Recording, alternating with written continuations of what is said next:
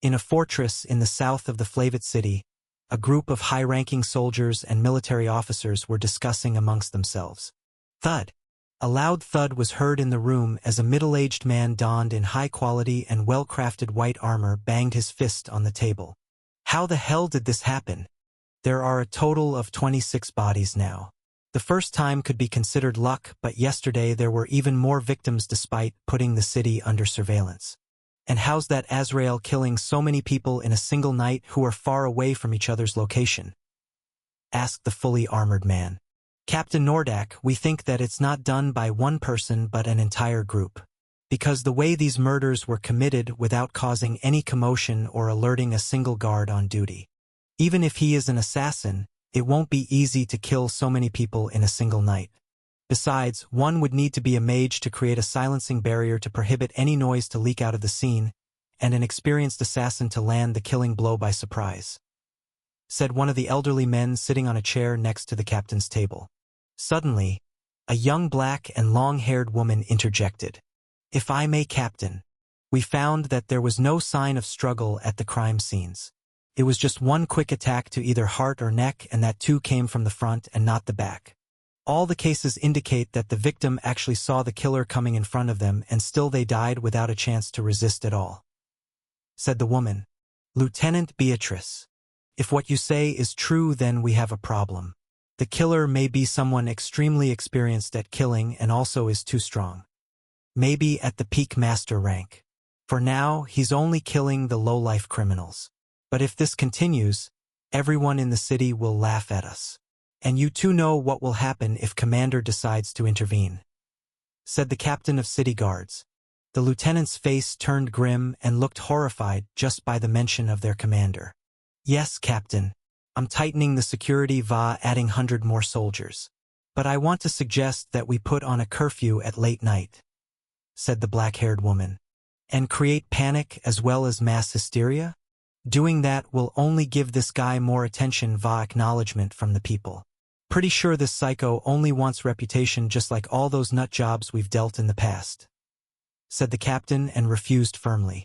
I'm giving you the authority to control our specialized assassin squad and spread them in the city as you see fit.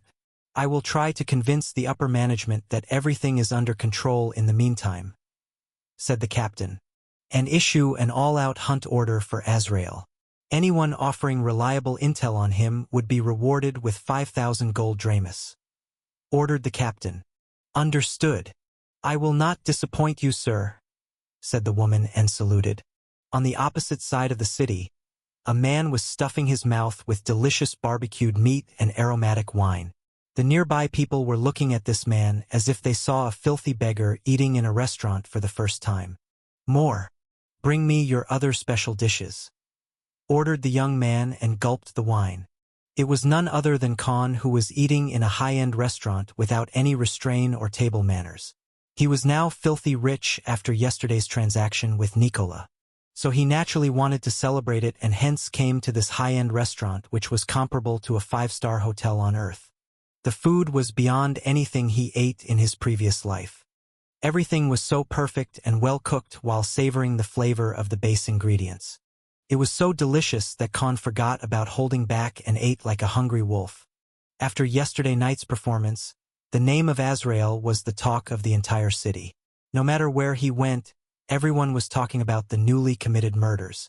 To some, Azrael was a hero, while to others, he was nothing but a psychopath using the name of justice to seek attention and gain fame.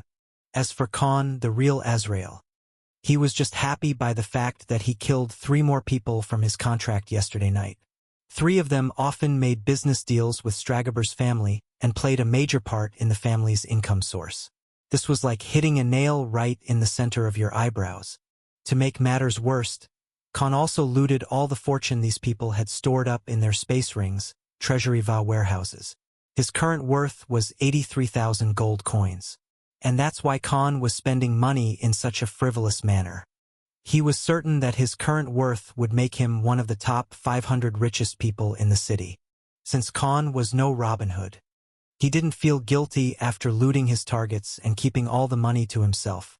Because in the near future, He would be needing a lot of money if he wanted to establish his reputation va authority among the top-ranking people in the city.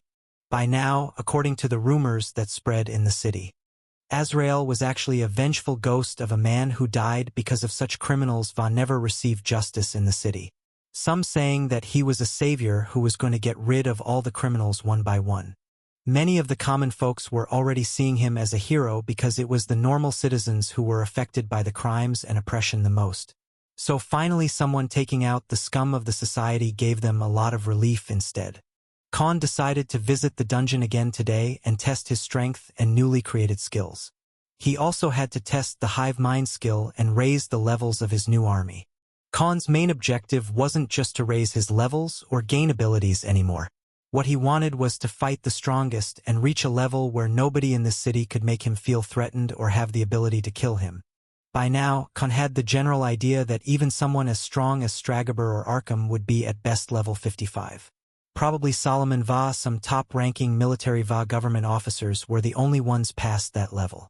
So he didn't have to be wary of other adventurers now, because he could easily wreck an entire team of 20 just by himself with his current strength.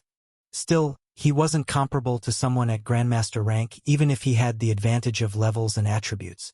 Because even a zoo lion was still a lion, it won't have a problem decimating the local dogs. The difference between rank va mastery signified that very aspect. When Khan reached the 11th floor of the Bromner dungeon, he was welcomed with a desolate city made up of white, yellow va reddish stones. The architecture instantly reminded Khan of the ancient Greek civilization and how they used to build their cities. His sight could not make the end of the city because of the tall height and wider build constructs throughout this city. Khan couldn't use Shadow Walk on this floor because it was daytime and the spacious roads barely connected to each other, so he won't be able to use this skill efficiently. Khan took out the map of this floor and jumped on top of a building. Due to his abilities Va now raised levels. It was no different than making a normal jump for Khan even if the height was 10 meters tall. Khan ran and jumped from one building to another without making a sound and finally came across a group of the inhabitants of this floor.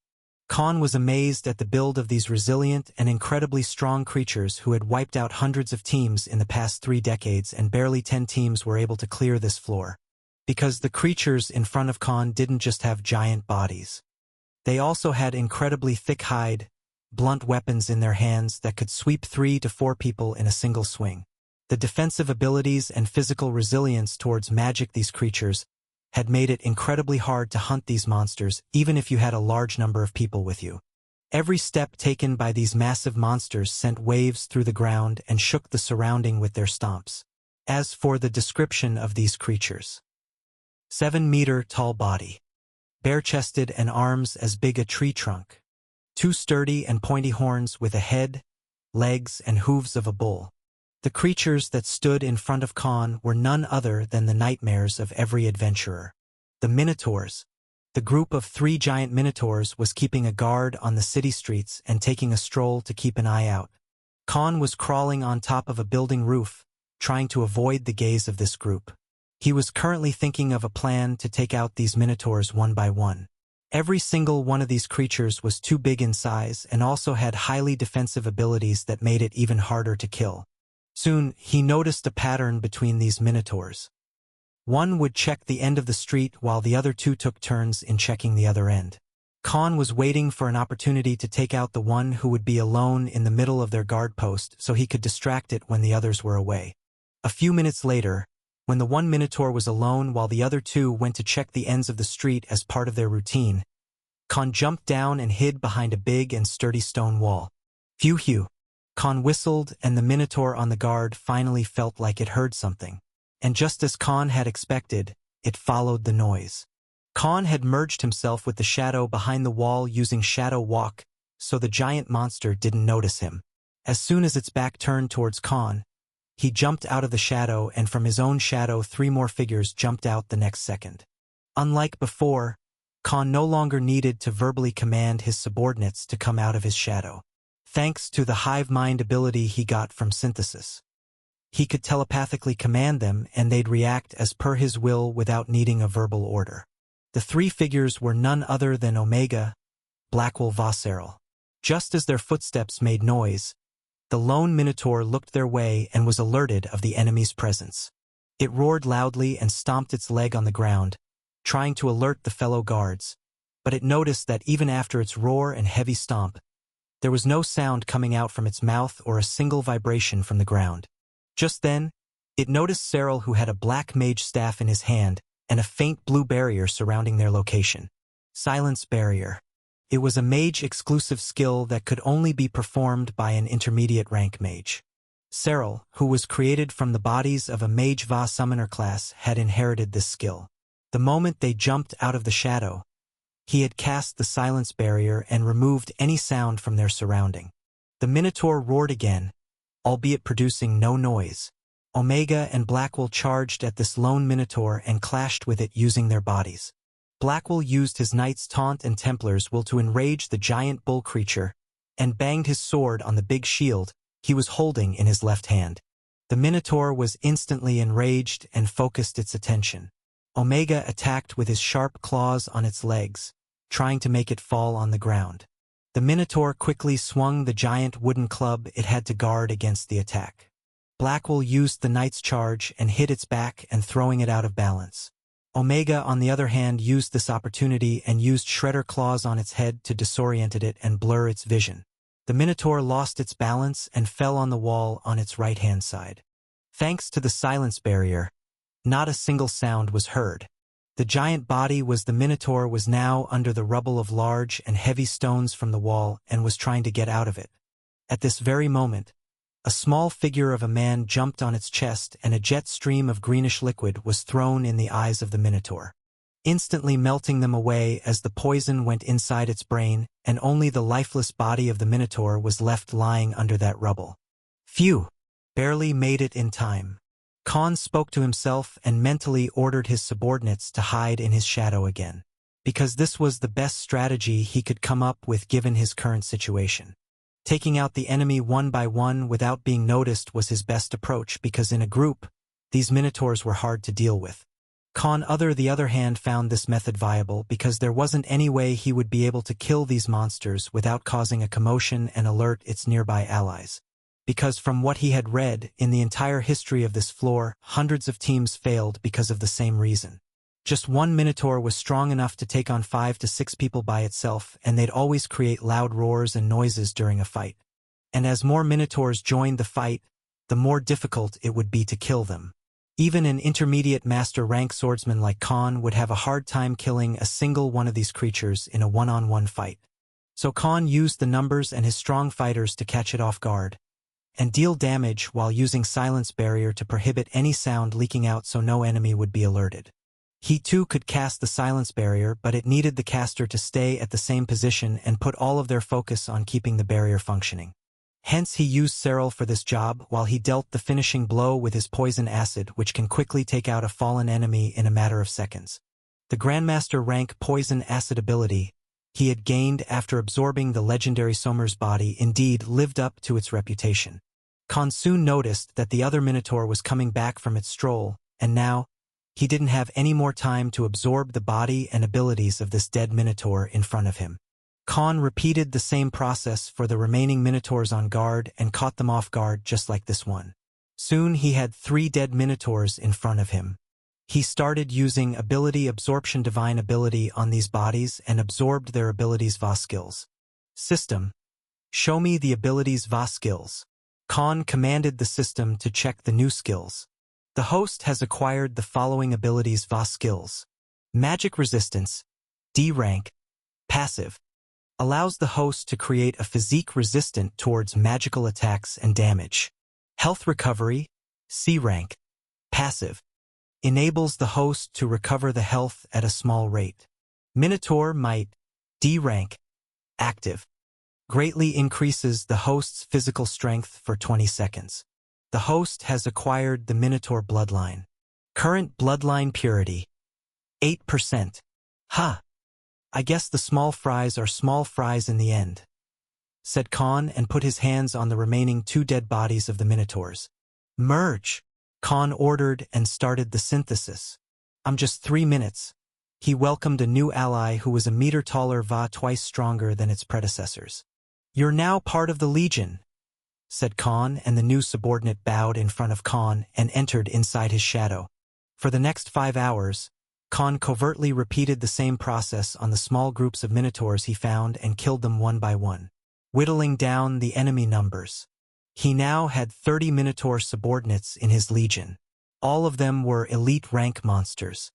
He didn't use them to create another bigger or higher species version because he simply had no interest in spending his cores on small fries. He wanted to catch a big fish and then use these fodders. As per the old records, there were nearly 80 minotaurs on this floor and Khan had killed more than 60 of them. He was completely focused and committed, while his sheer will didn't let him become overconfident and make any mistake. Khan now hid amongst the broken and fallen buildings in the city and looked at the end of a big coliseum. No different than how ancient Rome had those gladiator fight arenas. And at the end of it, there was a giant throne made of fur and bones of the fallen minotaurs. Currently, some sort of competition was being held amongst these monsters and they were killing each other with their weapons and bare hands, even using their giant horns to pierce through the hearts of their opponent. Khan realized one thing, that these monsters were fighting to decide who was the strongest amongst themselves. At the end of the competition stood a red minotaur who had a metal club that had multiple spikes as its weapon. It then roared and shook the entire arena with its mighty scream in victory. The next second, however, it pointed the weapon at the giant minotaur who had a giant battle-axe lying next to its legs. The minotaur in the arena was now openly challenging the one sitting on the throne, as if trying to contend for the position of the king. The giant minotaur sitting on the throne snorted in anger and grabbed its battle-axe and a giant shield and straight up jumped inside the arena grounds. Boom! A big cloud of dust was released and the entire arena shook from the ripples of waves as soon as the reigning king of the arena jumped inside the battlegrounds and stared at the challenger with eyes full of rage and contempt. Khan could feel the pressure even from a mile away. Based on his experience from fighting and facing monsters and people, Khan quickly understood the level of this yellow minotaur. It's a Lord rank floor boss. An extremely fierce battle was happening at the moment inside the arena, and the surrounding minotaurs were cheering and banging their weapons on the ground in support of their favorite fighter. Some of them even started infighting with the supporters of the other side. Khan was astounded by the strength and merciless fighting style of these contending minotaurs, especially the reigning champion of the arena, because unlike all the minotaur he had seen so far, it was far brutal, more intelligent, and extremely well versed in the fight. It always defended itself properly and intentionally let out openings just to reel in its opponent to attack. That way, it would quickly throw it off balance and make a powerful strike of its own. The red minotaur, however, was no weakling. The ferocious attacks did give it an edge in this fight to the death. Khan didn't dwell on looking at this battle and quickly started luring out the remaining minotaurs using the overly noisy arena as a way to kill the enemy so many will not notice that their comrades went missing one by one. Finally, the result of the match was in front of everybody. The seat of the champion would still be held by the yellow minotaur. "Rare!" loudly roared the minotaur and banged its chest with fists and displayed his strength and authority. The battle was indeed a very close call, and the yellow minotaur had won by throwing its shield on the opponent at the critical time to disorient it, and then swinging its giant battle-axe to cut the head of the opponent in the end. Clap, clap, clap. Nice.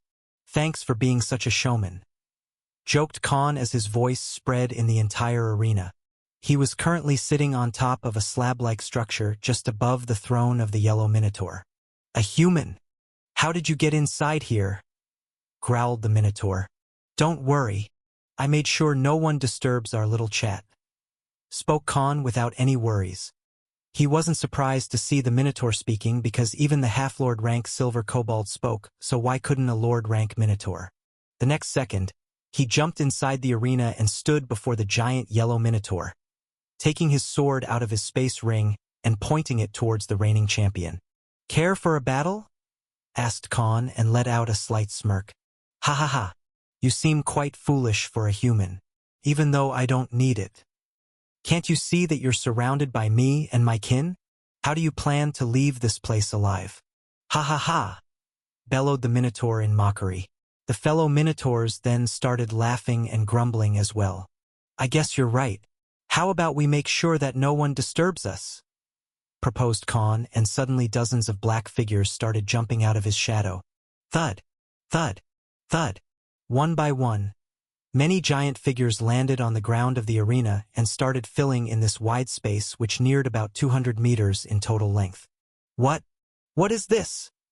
Shouted as the Minotaur boss saw Khan's army of pitch-black soldiers, Omega and the 6 generals being the spearheads of this group. But what shocked it the most was seeing nearly 40 of his own kin mixed in this army. Khan walked in the front and stood like the leader of this army. "Don't worry, they're not for you, they're for them," announced Khan. "Finish them all," he commanded, and his army charged at the surrounding Minotaurs that were enjoying the thrilling battle not too long ago. "You wretched insect! You dare come in my domain and attack my kin in front of me!" roared the floor boss and grabbed its giant shield and charged at Khan and his army of black soldiers. The remaining 18 or so Minotaurs raised their weapons and dashed towards their enemies without a care for their lives. Bang! Clang! Thud! Stomp! An extremely fierce battle took place in a matter of seconds, and the swarm of black soldiers and the Minotaurs clashed against each other. The Minotaur floor boss was so fierce and extremely powerful that just one attack from its giant battle-axe was enough to shake the ground and split it in two for 5 meters with a single swing. It hacked 3 of Khan's soldiers in just one wave while crushed 2 by bashing his giant shield on their heads. Finally, a worthy opponent. Omega and the other subordinates targeted the group of Minotaurs, engaging and luring them away and leaving Khan free to fight the floor boss. Just when the floor boss was cleaving through the enemy soldiers, a swift swing landed on its shield as he was forced 2 steps backwards. It finally saw the attacker, who even made the giant body of his trembling and nearly making his hand go numb. The Minotaur warrior gazed at the front and saw a man holding a giant sword nearly 5 feet long. "Your opponent is me," spoke Khan, and activated war dominance for the first time since last week. The pressure released from him was many times powerful and more oppressive than it ever was before. Since Khan's level rose by quite a lot, so did the density and chaotic nature of his war dominance aura. A Lord rank monster was comparable to a beginner Grandmaster rank fighter. The established difference that came between the ranks was already obvious to him. Because even if he was 10 levels higher than a Grandmaster rank opponent, there was still a 50% chance that he'd lose, because at the end of the day, experience and quality of your skills always defeated someone who had superficial mastery of their combat skills and techniques. The Minotaur boss released some sort of skill and its foot on the ground. A loud sonic boom exploded from the area, and the nearby 20 meters of ground was shattered into pieces. Khan, who was standing inside this range, nearly lost his balance and was thrown backward just with the ripples of this stomp. Before he could regain his footing, the Minotaur boss charged at him and swung the shield at his head. Clang! Khan was thrown 3 meters back after he blocked the attack with his sword just in nick of the time. His hands trembled after bearing the brunt of the impact. The boss then dashed towards him and swung his battle-axe at him horizontally. Boom! Khan was thrown 10 meters away and he rolled in the ground, almost losing the grip on his weapon. Before he could even get up, the boss Minotaur jumped right on top of Khan, who was still lying in the dirt. Damn! Crack! The ground cracked as soon as the feet landed on the ground. Khan used side hopper and barely managed to evade the attack in the last second. He quickly stood on his feet and took a defensive stance again. It had been barely 10 seconds and he was already pushed back, thrown away, and even nearly squished like a grape under the attacks of this Minotaur floor boss. He had finally met a monster that completely dominated Khan in terms of combat style. He quickly activated defense fortitude, and a tangible shield-like aura surrounded his entire body. This was Templar exclusive skill which raised the user's defense by twice and attack power by half. Ching! Clang! Ding! The dungeon boss attacked Khan repeatedly over and over as all this human in front of him could do was defend. Puny human! You dare to challenge me in a fight? Let this arena be your final grave! Bellowed the Minotaur and swiftly bashed its giant shield against the barely standing human. Boom! Khan's entire body was thrown against the nearby wall and he caved in pain.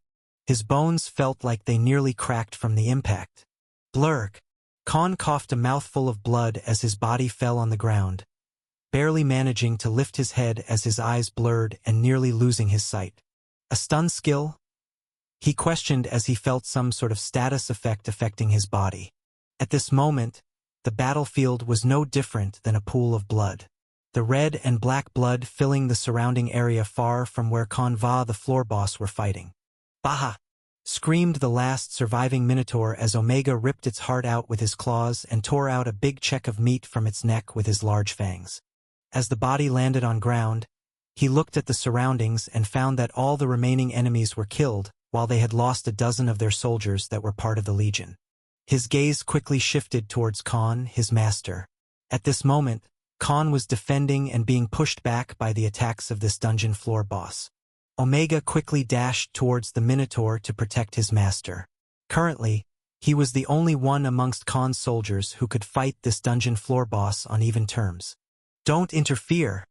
Omega heard a command in his head and stopped his charge and stood in bewilderment, his gaze landing on his master. The Minotaur's battle axe glowed red again, and it was going to perform its ground-spitting axe attack. Bang! Khan used his sword to block the brutal attack again and nearly got decimated in the ground. His legs almost giving up, and then he was flung backwards again. He threw up another chunk of blood from his mouth as he was nearly splattered to pulp from the glowing axe, and if not for his sword being made of mithril, he would have but cut into two pieces. The battle was already won, as currently only the Minotaur boss was left and Khan's soldiers could easily kill it with their large numbers. But still, he was adamant about facing it alone. Khan barely had the strength to get up at this point. His trembling hands were bleeding. His arms and legs were cut in few places. There were plenty of bruises on him, while half of his face was covered in his own blood. He adjusted his footing and grabbed the sword tightly with both of his hands and challenged loudly. Again! Inside of a wide and circular arena, a man and a Minotaur were fighting in a battle of life and death. To put it in simple words, Khan was getting his ass handed to him by the Minotaur dungeon floor boss. Arg! He groaned in pain as his wrist had nearly broken from the impact as he tried to defend against the attacking boss. The Minotaur checked his surroundings and was fearful of Khan's soldiers attacking him if he put Khan in a corner. All of his brethren were already dead. He no longer could use the skills that had helped him command them to wipe out the enemy side. And none were coming out from the city either, because Khan had already killed them all one by one and very covertly. And because of this, it wasn't certain that it could survive. So running away was the only reasonable choice for it. "Don't worry, they won't attack you. If you kill me, they'll die as well," revealed Khan as he stood up and changed from his defensive stance to an attacking one. "Wind cutter!" exclaimed Khan, and surrounding air started coalesced onto his sword, and extremely tense air pressure was excluding from the blade. Khan slashed his sword towards the Minotaur's body. Crink! The sound of metal and the highly compressed wind blade clashing filled the entire space as the giant body of the Minotaur boss was shoved by 5 meters after using his shield to defend himself from this attack. "System, show me the progress." He ordered the system to reveal the current progress of his combat skills and techniques. Combat mastery for weapons. Sword, 79%. Daggers/knives, 68%. Bow, 63%. Axe, 54%. Shield, 35%. Spear, 51%. All at master rank. Combat techniques progress as follows. Wind cutter, 23%. Deflect/parry, 37%. Sword blade, 29%. Lacerate, 13%. Pincer, 21%. Mastery progress for skills as follows. Shadow walk, 93%. Firestorm, 53%. Defense fortitude, 89%. Author. Khan already used and practiced the last 3 weapons during his training period of 1 week in earlier chapters. Ugh! Not enough. Spoke Khan and charged at the floor boss and taunted it to attack again. To be correct, it was more like he was intentionally getting attacked and defending against the Minotaur boss, as he wanted to improve his mastery in his defensive skills first. As the battle went on and Khan used many of his defensive skills, including the Knight Va Templar defensive skills, to block the attacks from the enemy. With more time being spent being on the defending side, his mastery of these skills was rising at a fast pace. Because the enemy was stronger, and secondly because it was fighting for his life. If Khan died, the floor boss will live, so it didn't hold back in its attacks. This was an experience Khan couldn't possibly get from any of the battles he had so far because his enemies didn't want to kill him. His instructors that trained Khan a week before didn't fight him at their best. Even the sparring test with Arkham was inadequate as he was only trying to test Khan and not kill him. The main reason why he was choosing this floor boss to practice them was because it had sentience and was well versed in the art of war. It used every skill it had to completely decimate Khan in the ground and knew when to land a killing blow and when to defend. So it was the best choice for him to build an actual combat experience and foundation, because even if he trained and improved his weapon mastery and combat techniques mastery, it would never be comparable to the benefits and experience he was getting from this real and overwhelming fight. Because a Lord rank monster was no weaker than a beginner Grandmaster rank enemy. "Are we done?" asked Khan to the system. "Yes, all the defensive skills the host currently possesses have reached 100% proficiency and their rank can be evolved. Some skills have met conditions to be merged using synthesis." "Good. Now my turn," shouted Khan, and extremely light, an incredibly sturdy black hexagonal scale started appearing on his body and covered all the parts, including his injured legs, shoulders, and the exposed area like the forearms. Except for his face, his entire body was covered in these lustrous and dark scales. Somer scales. Khan finally used the innate defensive skill he got after absorbing the body of the legendary Somer. The magically reinforced clothes and gear he was wearing had many defensive skills such as barrier shield and even mana eruption to throw off the attacker. It would certainly be useful to anyone and save their lives at critical moments. But in front of this dungeon boss, who had the attacking prowess to cleave 10 people in half with a single swing of his battle axe, it was like blocking a bullet with a paper. So Khan used his best and most effective defensive skill he had. Even a Grandmaster rank swordsman won't be able to cut him in half when he was using this ability. The scales were no different than carbon fiber armor. So now he had no reason to worry about getting injured. What happened next left even Omega, who was worried about his master's safety and ready to jump in the battle if Khan was near death, let out a surprised expression. Because the Khan who was getting beaten to death, thrown around and nearly stampeded upon till now suddenly started swinging his sword at the giant Minotaur floor boss with newfound strength, and expression on his face turned to that of a predator. Similar to the one when they were hunting monsters in the forest nearly 4 weeks ago. "Come at me, you weak cow!" scorned Khan at the Minotaur in disdain. "Cow? What did you just call me, you vermin?" spoke the floor boss in an enraged voice and attacked the human next to him furiously. Clang, clang, bang, shrkkk. Unlike before, Khan was now both attacking and parrying the attacks from the enemy than just defending and blocking against them. His movements becoming extremely fast, and sometimes his image nearly flickered as he continuously attacked the yellow Minotaur again and again from different angles and directions. Pincer, stab, sword blade, wind cutter. Khan started using his different sword skills and aimed for vital points of the enemy. And whenever the boss tried to use the AoE skills like shattering the nearby ground to disorient Khan or use the battle axe to split the ground, he'd quickly retreat using side hopper. After some time, Khan put his sword and started shooting mage spells like Firestorm, Water Blade, Wind Blade, Frost Spikes at the giant body of the Minotaur, almost burning it to death but then freezing it to death the next second. No matter what the Lord rank dungeon floor boss did, it could never reach Khan as he was simply too fast and agile. After half an hour, as Khan was finally satisfied with the skill progress, he stopped shooting his magic spells and took out a high-grade bow which was extremely well designed and looked like a rare weapon. It was one of the weapons Khan found inside the space ring of the Scarlet Lion team commander who was killed by the Silver Kobold. He took a quiver full of arrows and tied it to his back. Before the boss reached near to him, he dashed away in another direction and started shooting arrows at the boss and used various archer skills. Yes, the almighty dungeon floor boss that had killed and wiped out hundreds of adventurers' team with his brethren and could easily take out a group of 15 by itself. The one who put Khan near to death and threw him around on the arena ground many times as if toying with his opponent. was now nothing but Khan's practice dummy. A dummy whose only part was to move and let the attacker try out various attacking skills and spells on it. Its biggest advantage in numbers was gone. Its army was wiped out, and now, the weak enemy it was treating as a joke had turned the tables on it. The Minotaur boss was now reduced to punching bag.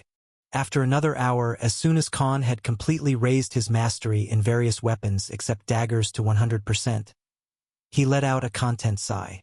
"Time's up," declared Khan, and the next second, he was standing on the giant Minotaur's shoulder, who was 11 meters tall. But before it could even react, Khan used his ripper claws that were coated in his venom acid and plunged them inside the eyes of the floor boss. "Argh!" wailed the Minotaur in pain before his huge body dropped on the ground, the venom acid instantly melting its brain in seconds, living up to the reputation of a legendary monster's innate skill. "How many?"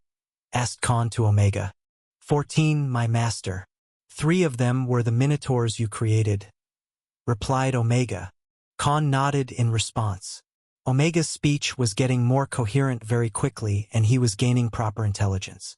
Now the Leakin possessed 25% bloodline purity of Godbeast Fenrir. So Khan was sure one day it would turn into an intellectual subordinate in the future if he managed to acquire more bloodline of this Godbeast. He put his hands on the dead body and started absorbing the abilities of the Minotaur dungeon floor boss. "Now don't disappoint me." Khan started absorbing the abilities of the dead Minotaur floor boss of this dungeon. And since it was a Lord rank monster, it took him much longer than usual to finish the ability absorption process. "System, show me the list." The host has acquired the following abilities via skills. Ground Splitter, active. The host can condense mana and land a devastating blow at the ground/surface and create crevices around the 5-meter range in all directions. Field Pressure, active. Allows the host to fill the surrounding 30 meters of space with heavy gravitational pressure to slow down enemy movements. Health Regeneration, passive. Allows the host to constantly regenerate health during a battle at high speed. Minotaur Aura, passive. Allows the host to command and exert dominance over Minotaurus species monsters via individuals. Minotaurus Bloodline absorbed. Current bloodline purity, 138%. Nice. Show me abilities available in synthesis. Khan commended, just by looking at the skills he absorbed. Khan realized how big of a bullet he dodged by killing all the Minotaurs in the city. Because given the abilities of the Minotaur boss, it wouldn't be a problem for it to swarm its enemies with an army of 100 or so Minotaurs that were present in the city, and since each of them was extremely strong, Khan and his small army would easily be wiped out in an open VA frontal clash. No wonder hundreds of adventurer teams met their doom on this floor in the past decade alone. Out of the newly acquired abilities, Field Pressure can be merged under War Dominance Aura and Hunter Intent to increase their effectiveness and range of abilities. The rest of the newly acquired abilities currently do not mix or are compatible with the other abilities VA skills the host has. So even that can happen, Khan thought, as it was the first time there were not any possible results for ability merging. Maybe, as the system said, there needed a certain level of compatibility. Well, there's always a first, spoke Khan, and began creating new subordinates by merging the already created Minotaur subordinates that unlocked the evolution skill. He spent the next 2 hours just to finally get a result of a half-lord rank subordinate after using the current Minotaur bloodline purity. He had a lot of monster cores. "Blackwell, come here," ordered Khan as Blackwell, the Guardian Knight subordinate, walked in front of him. Khan then put his hand on Blackwell the newly created subordinate, and the other one the dead body of the dead Minotaur boss. 50B rank monster cores are required for the synthesis to be successful. "Again? You're tearing me apart, system," he growled in discontent, because he was running out of monster cores at this rate. Even though the current Khan was filthy rich, he was still restricted on his high-grade monster core stash. And recently, the system was asking too much of these cores for evolution to succeed. First it was Omega, then Oliver, and now Blackwell. The reason he chose Blackwell instead of Jugram for this, because even though Berserker was more suited for this type of merging, the Minotaur floor boss had a lot of useful skills such as Field Pressure, Health Regeneration Va Ground Splitter, which could not only make a damn strong attack subordinate but also someone who can have crowd control skills, AoE attacks Va with incredible defense.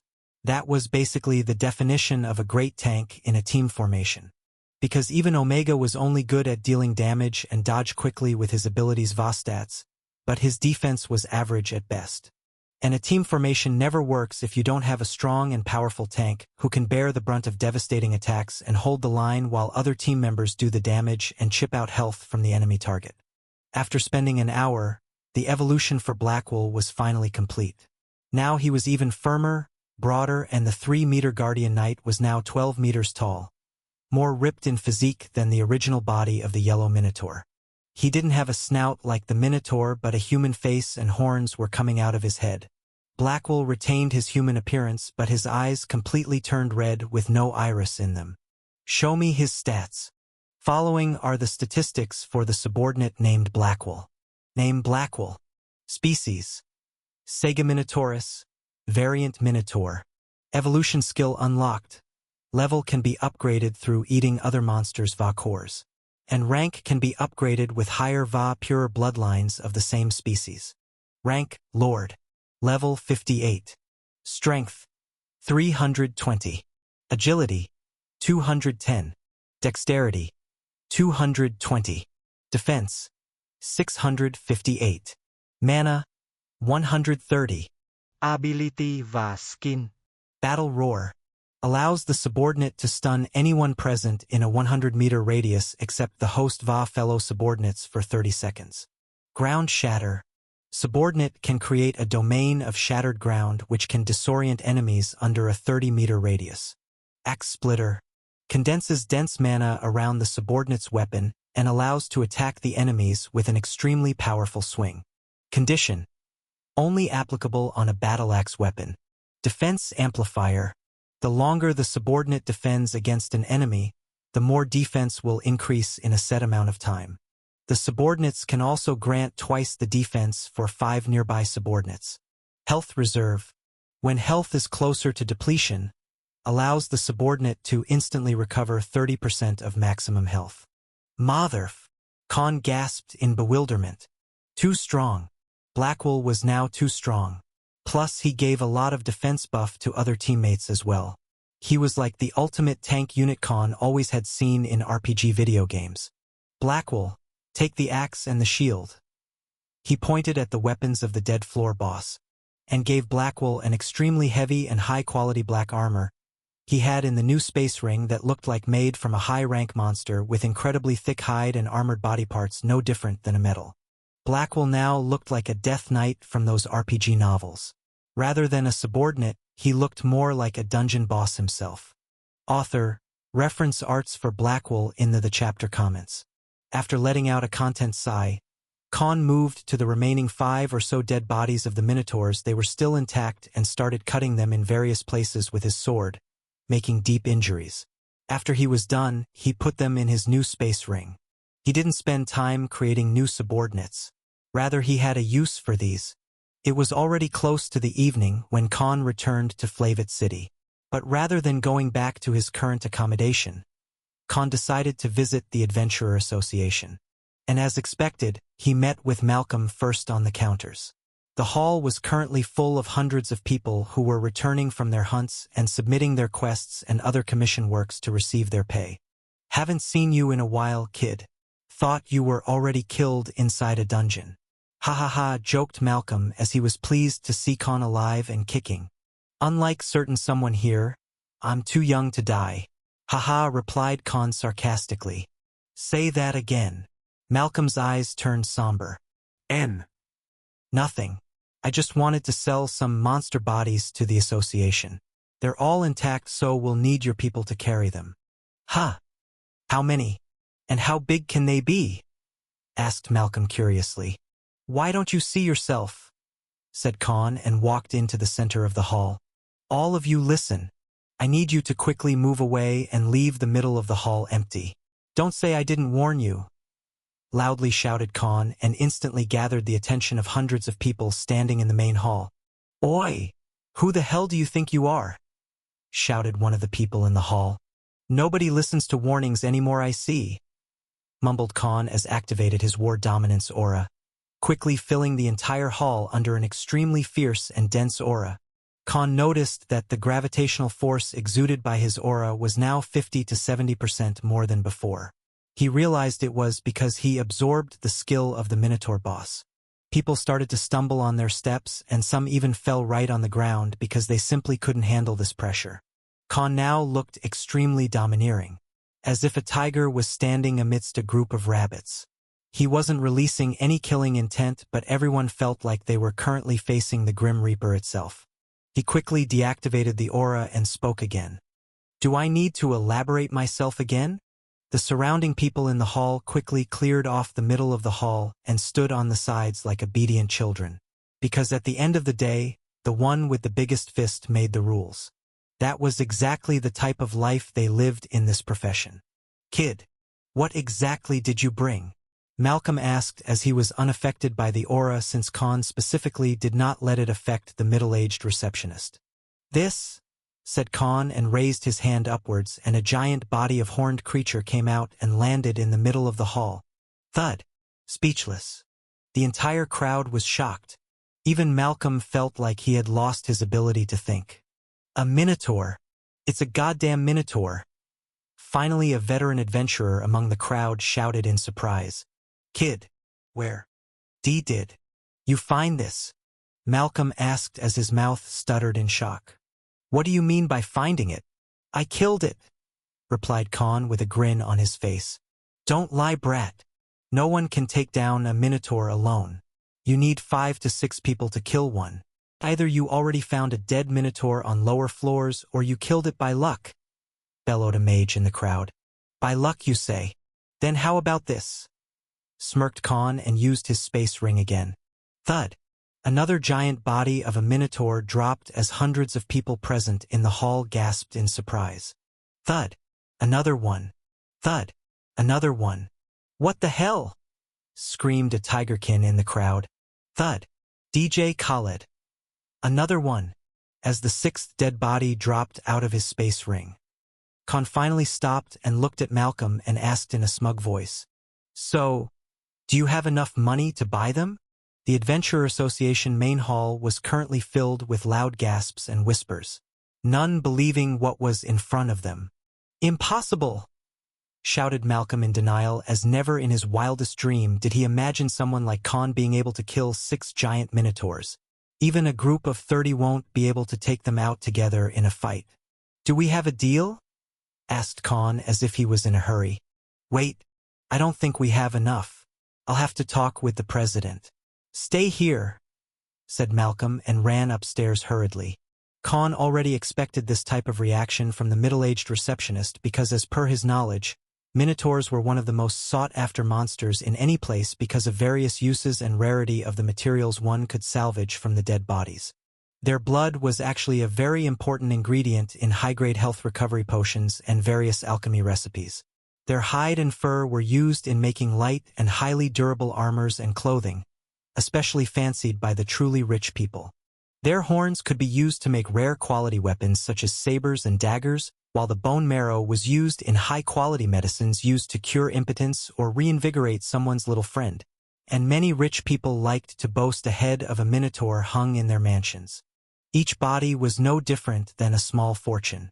But because Minotaurs always traveled in groups and appeared on high-level dungeon floors, not many actually tried to hunt them. Mainly if they were desperate for money or had a death wish. Even a Grandmaster rank fighter wouldn't casually pick a bone with them. Hence they were extremely hard to come by, and demand was high no matter where one tried to buy them. But to get 6 bodies at once. Even something as big as Adventurer Association, which had nearly a couple of thousand people doing transactions on daily basis, had to take notice because the profits will be huge if they sold it to the right people from the noble class or an enterprise.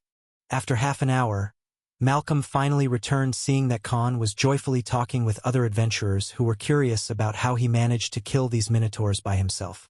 But unlike some upstuck and ignorant guy, he was telling them strategies on how to lure out the enemies and how to set up traps and use magic scrolls to create a silence barrier and whatnot. "Here. We want all of them," said Malcolm and continued. "The vice president says he's happy with your swordsmanship advancements. How much is it? Asked Khan curiously. Malcolm came close to Khan and whispered, It's 25,000 gold coins. That's the best we can offer you, because it'll be us who will have to spend a lot of time butchering and harvesting the bodies properly. Replied Malcolm as he passed a low-grade space ring that held the money inside, similar to the one Khan bought in the beginning. Well, pleasure's doing business with you, said Khan and left the association building without looking back. He knew no one would dare to follow him or try to rob him because of the display he put in the hall with his war dominance aura. Rather than going back to the merchant enterprise, he went to visit the rundown bar again to meet the assassin. He still had to deliver some of the heads of the people in his contract and receive his pay. But unlike what he was expecting, as soon as he entered the bar, the three men inside quickly walked outside, not bothering to ask him the code, and closed off the door from the exit. What the? Before he could continue, Khan sensed a malicious killing intent directed at him, and his survival instinct alerted him of an incoming attack. Khan quickly used side hopper and barely dodged a knife to his throat. He took out his daggers from the black trenchcoat he was wearing and tried to stab at his right. Since his level was higher than the last time he came to this place, his reflexes and speed were already exceeding his attacker. Clang! A sharp noise of metal clanging filled the room, and a dark hooded figure started appearing from the point of impact. Well, nice to see you again, spoke Khan and gave a light smirk to the one who attacked him. What the hell, kid? I thought you wanted to use that list to practice your skills. But what the hell is up with all that Azrael bullshit? Do you have any idea how deep shit we're in? Spoke the assassin. It was none other than the Snakekin, who was his mediator, and also the one who taught him assassination skills along with providing him intel on the criminals he was killing as Azrael. Well, care for another job then? Asked Khan nonchalantly. You bastard! Just deliver your contract targets and get the hell out of here, bellowed the Snakekin. Don't be so quick to refuse. Just hear me out, said Khan as he put his dagger in. It's nothing dangerous and won't cause you any harm. I'll even pay you double the price. What do you say? Declared Khan. The Snakekin reluctantly put his knife away. Khan took a space ring from his finger and threw it to the assassin. There are 25,000 gold coins. And here's what I need you to do. Khan left the bar after he explained the task. Khan had decided that it was about time he stopped freeloading on Nicola's kindness and searched the city for a reputed housing company, and through them, he rented a small bungalow near the hillside of the city for living after paying 2,000 gold coins as monthly rent. The reason why he did this because he no longer wanted any eyes on him and could not afford to have the father-son duo being attached to his name, because it could bring them unnecessary harm instead. After having dinner in his new house, made by the chef that was hired to provide his service here, he put Ronan on the guard duty of this place, as the rogue subordinate could hide perfectly and guard his master most efficiently. Khan finally embraced the good night's sleep in his new and extremely comfortable king-size bed. The next day, he didn't leave his new house and spent most of his time eating the cores he received from the Snakekin yesterday night and merging few new skills. Because even though he wasn't at Grandmaster rank yet, many of his skills and combat technique, he had met the conditions to rise in rank and were now available to merge with other skills and abilities. Khan always gave priority to the most useful skills that he'd use in a majority of the scenarios, so he spent quite some time thinking carefully and how they'd help him in an actual battle. By the evening, he was practicing his combat skills and techniques in the huge garden that came as part of this new property. He was currently covered in sweat and the top of his body was completely exposed, revealing his ripped built and pulsating muscles along with his abs. One of the servants, named Jerome, came to Khan and asked him in a hesitant voice, "Sir, are you the Khan? The one everyone is talking about?" asked Jerome with uncertainty in his eyes. Khan simply smirked and questioned back, "What do you think?" He carried on with his training without looking back at the servant. After he had his evening snack, Khan decided to mingle in the city again. He was currently donning a black cloak and hid his face under the hood. "So, do you believe what they're saying about the guy who hunted those minotaurs by himself?" Khan heard one of the people sitting on a bench. "Yeah. My cousin is also an adventurer. He said he saw the guy pull out those giant minotaurs from his high-grade space ring in front of hundreds of people. I heard not long ago that all those monsters were killed by attacks from a sword, replied the young man sitting on the other end. I heard it as well. This guy seems to be close to becoming a grandmaster swordsman. Just imagine how strong he must be. There are only 3 grandmaster swordsmen in the entire city for the past 2 decades. Another one means a big shift in the power balance, replied the first guy. Khan strolled across the city for miles and heard thousands of people talking about him. Some rumors even saying that Khan killed all the minotaurs with a single swing of his sword. And some were extremely exaggerated to the point that they completely changed his origins to a prodigy from one of the most influential noble houses from the capital who came to gain experience in Flavit City by fighting and hunting inside dungeons. I guess my money was well spent. He spoke to himself as this was exactly what he paid the Snakekin for, no matter how outstanding his performance was in the association hall. It won't reach to too many people outside of their profession even with hundreds of witnesses. So Khan had decided to use the highly reputed assassin and his information network that was spread around the entire city to spread rumors about him and his deeds about killing so many minotaurs alone. Why work hard and prove yourself if you want to gain fame? Who said you can't become popular overnight? Now it was time for Khan to sit amongst the truly powerful. 2 days had passed since Khan's deeds had spread across the entire city, and many people in the city tried to look for his whereabouts. Some wanted to hire him as their chief guard, some wanted to challenge him to a fight, while some wanted to establish good connections with him so they could make deals with him like buying rare monsters and herbs from him. Only now did Khan realize how big of a deal minotaurs were. Everyone wanted to contact the source itself, then go through Adventure Association and buy at a higher price. Plus, making friends with an emerging Grandmaster Swordsman was their main priority. Only a handful of people from the Adventurer Association and Black Griffin Merchant Enterprise knew of his current location. System, tell me the progress, spoke Khan, who was intensely training and perfecting his combat skills and techniques. He had made the Flowery Garden as his training grounds instead. He had all the weapons and types of equipment from the space ring he robbed, so there was no shortage of resources to aid his training.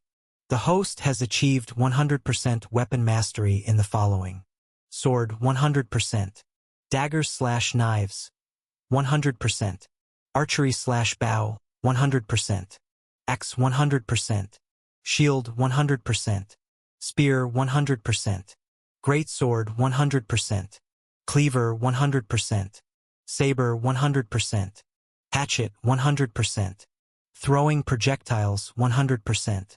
The host has achieved 100% combat techniques/skills mastery in the following: shadow walk, firestorm, wind cutter, sword edge, parry/deflect, side hopper, defense fortitude, night wall, ripper claws, lacerate, archer sight, frost spike, water blade, pincer. Phew! Finally, Khan sighed and finally felt like he could take some rest.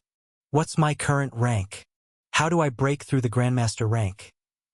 Asked Khan curiously, because he thought achieving 100% mastery would help him break through ranks. The host is currently comparable to a peak master rank fighter. And to break through the next rank for any weapon mastery or skills, the host must complete 100% mastery along with absorbing the skills and eat the core of an opponent belonging to the higher rank in those jobs/classes. So to reach a Grandmaster, I must kill a Grandmaster rank opponent, eat their cores and absorb their skills? Questioned Khan to the system. Yes. That makes it troublesome. There aren't many Grandmaster individuals in this city in the first place. And I don't have an enmity with any of them either. So to kill them for the sake of upgrading my rank doesn't seem a reasonable choice. I guess I'll need to look for enemies in higher places and bigger cities from now on. He let out a worried expression.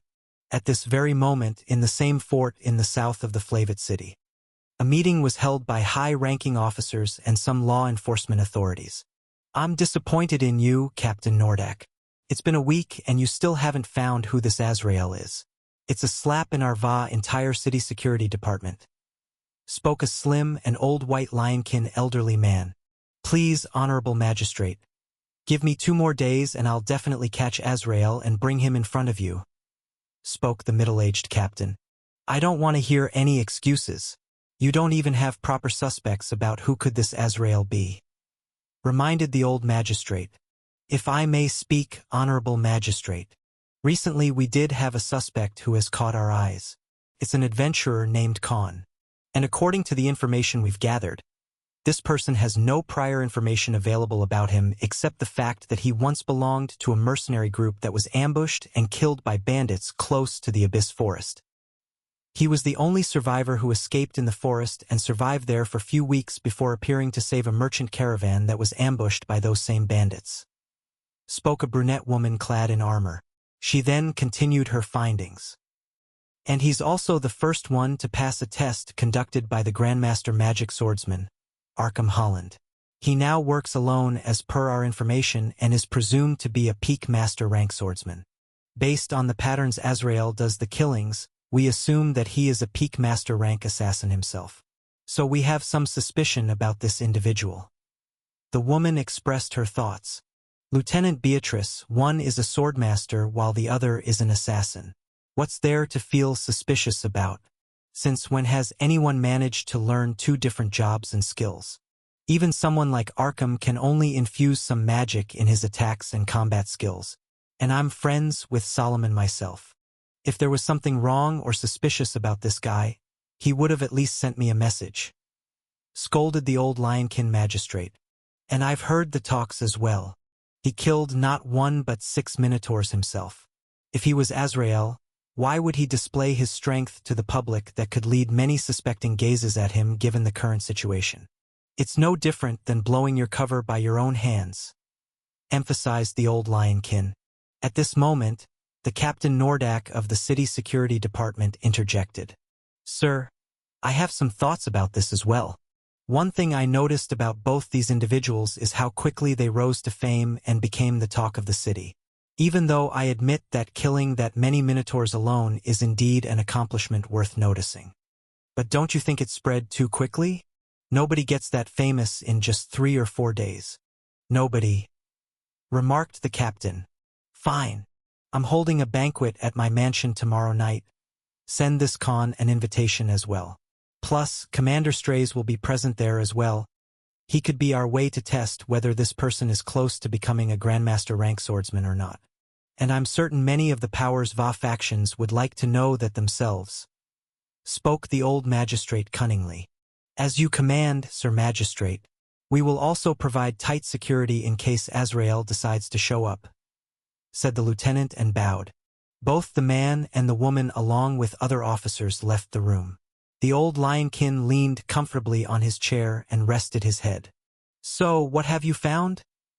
Spoke the old man, and suddenly an elf, covered in an assassin outfit, appeared out of nowhere and stood in front of the old magistrate. We've researched this guy and he's a real deal, but for some reason he has always kept a low profile since he showed up in the city. The only 2 noticeable incidents were when he was accused of killing the second young master of the Sigurd family, and when he passed an assessment test which was conducted by Arkham Holland himself. Based on our intel gathering, he doesn't seem like to be the Azrael, spoke the elf. Author, I feel the need to clear some misunderstandings. The inhabitants of Vantria don't level up too fast or become a master rank fighter even after decades of training. Khan is an exception because of his divine abilities Va blessings from Cravel. So everyone is under impression that Khan was a peak master rank swordsman since the very beginning. This is going to affect my position if we let this Azrael roam free. We can smother the small-time criminals with no background. But it'll be a problem if he points his dagger at the nobles and law enforcement authorities. You know how many corrupted and sadistic bastards we have here, especially those nobles and their heirs, spoke the old man with a somber face. The next morning, Khan was practicing his newly merged skills and techniques in the garden when he saw Jerome coming towards him with a shocked expression. Sir, you have received an invitation from the magistrate, spoke Jerome with a ghastly voice as if the information was too much for him to process. Ha! What kind of nonsense are you talking about? Asked Khan. The seal on the envelope belongs to the magistrate's office, sir. Anyone else using it is a crime in this city," replied Jerome as he handed the invitation. Khan read the context mentioned in the invitation and noticed how he was overpraised for his talent in swordsmanship. "I see. So they want to check out if I'm a real deal or not," spoke Khan to himself and decided that it was about time he introduced himself to the top brass of this city. Khan spent his afternoon looking for a fitting attire in a high-class clothing store which sold the costliest clothes. He couldn't afford to go to this banquet in his regular clothes, as that would make him look like a dirt-poor nobody. Because even the female shop receptionist gave Khan a suspicious gaze, as if he mistakenly entered inside without knowing what type of people came here. Khan paid no attention to her gaze and asked for an assistant and looked for the most costly and regal clothes. He chose a black set of highly delicate clothes made of rich quality materials and many intrinsic silver patterns. As for the shirt, he chose a white shirt, then a red inner coat and a green tie.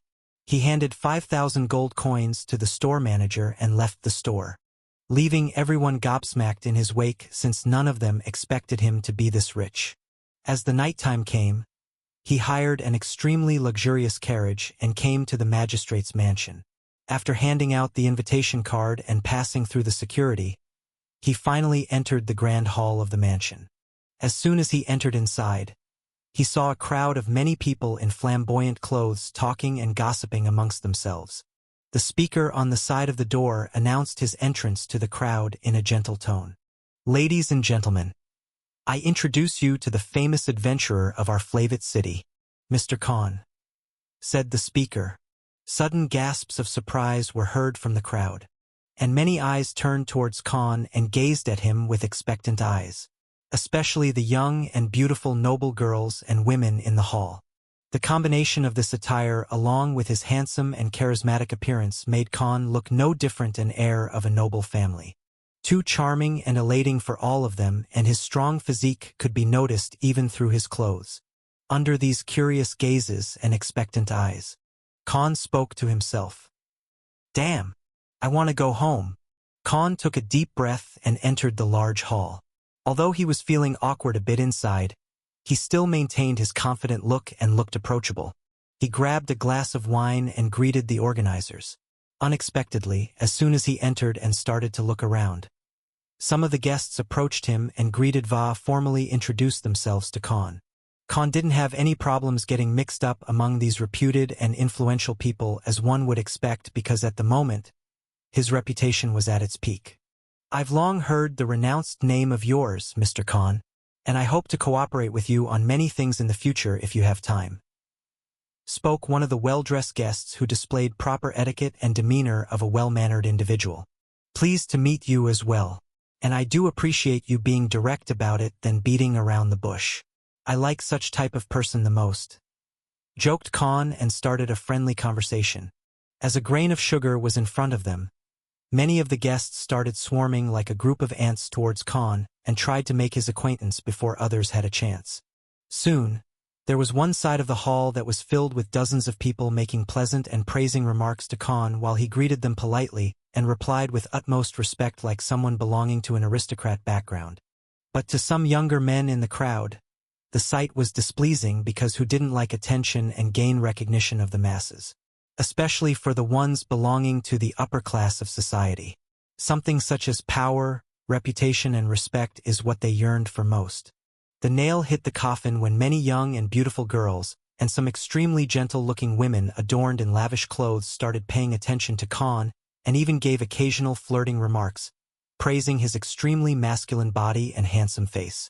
This even made Khan feel shy occasionally because who didn't appreciate compliments from the opposite gender? Khan kept a polite smile on his face and laughed in response, showing a welcoming attitude to these young and gorgeous women. What's so good about killing a bunch of brain-dead monsters? And since when can a commoner be better than those from noble clans?" spoke a young and round-faced man among the guests. His voice was loud enough to reach every corner of the hall. "Yes, I believe he didn't even kill those minotaurs by himself and had help from others. All those rumors seem like nothing but a sham to me," complained another noble heir among this crowd, adding fuel to the fire. But unlike some beta main character, Khan wasn't the type of guy who'd allow others to talk down on him or let such remarks slide if somebody specifically targeted him. I feel like if you gentlemen have some misgivings about me. May I know why? Asked Khan in response. His voice was loud enough to reach everyone's ears. Don't mind us. We just don't fit in well with posers and lowlifes. Spoke a slim man from this group with condescending eyes. Then why do I see a bunch standing in the middle of this hall? Replied Khan as he sipped his wine elegantly. Gasp! Suddenly the entire hall went silent as multiple gasps and shocked whispers were heard. Khan's remark was targeted towards this group of young nobles who were standing exactly in the middle of this hall at this moment. This was no different than declaring this bunch as useless and incapable through that retort. You! What did you say? No, I don't. And I don't care. Declared Khan in a nonchalant voice. Why should he swallow down an insult just because he was surrounded by a bunch of upper-class people? None of them were related to him or had any friendship, so why would he shut up and not respond in the same way as the other party? Trying to control this situation calmly would only make him look weak and a con man. Who would take him seriously if he didn't retort back in an authoritative tone? You low-life scum! You dare insult us? Are you tired of living? Shouted the first round-faced young man. Khan walked in front of the group of people that were surrounding him. He placed the wine glass on a table and folded his arms. He raised an eyebrow and replied in a dejected tone. Why would I feel threatened by a bunch of weaklings? The crowd went into disarray as soon as Khan's last remark was heard. Khan had called these group of young heirs as weaklings. Like he had no fear of the consequences and didn't fear the ire of these noble families at all. Some found his attitude extremely brave, while the majority of the nobles present there found his words extremely arrogant. This was a society of elitism after all. A no-name coming in their circle and calling their young-ins as weaklings was no different than a slap in their face. You ignorant cretin! You dare fight me? Shouted a young guy who was around the same age as Khan. Yes. Do you dare fight us, young filthy commoner? Replied a tigerkin young man from the noble group. Although Rocco's empire wasn't run by a royal family and worked more like a democratic country, there existed a class of people who had a say in running this empire. So definitely they had their sense of superiority and elitism. Even if I accept your challenge, I don't think it's appropriate to cause a fight here in front of all these people. It'll ruin this pleasant gathering, replied Khan in a carefree tone. I'll allow it. Suddenly an old lionkin amongst the crowd, who was surrounded by many old-age people who were wearing extremely expensive clothes, spoke in a soft tone. But his voice spread across the hall regardless, and everyone in the hall turned silent the next second. Unlike the other lionkin Khan had seen, the old man in front of him wasn't excessively tall or had any muscular build. But from the looks of it, he held immense power and authority. Let me introduce myself. I'm Gravis Kenthar, the magistrate of the Flavit city. Spoke the old man as he walked towards Khan and tried to shake his hand. Khan shook the hand in response and spoke. Pleased to meet you, honorable magistrate. Apologies for not recognizing you and greeting you when I came. I simply hadn't had a chance to meet your grand figure before.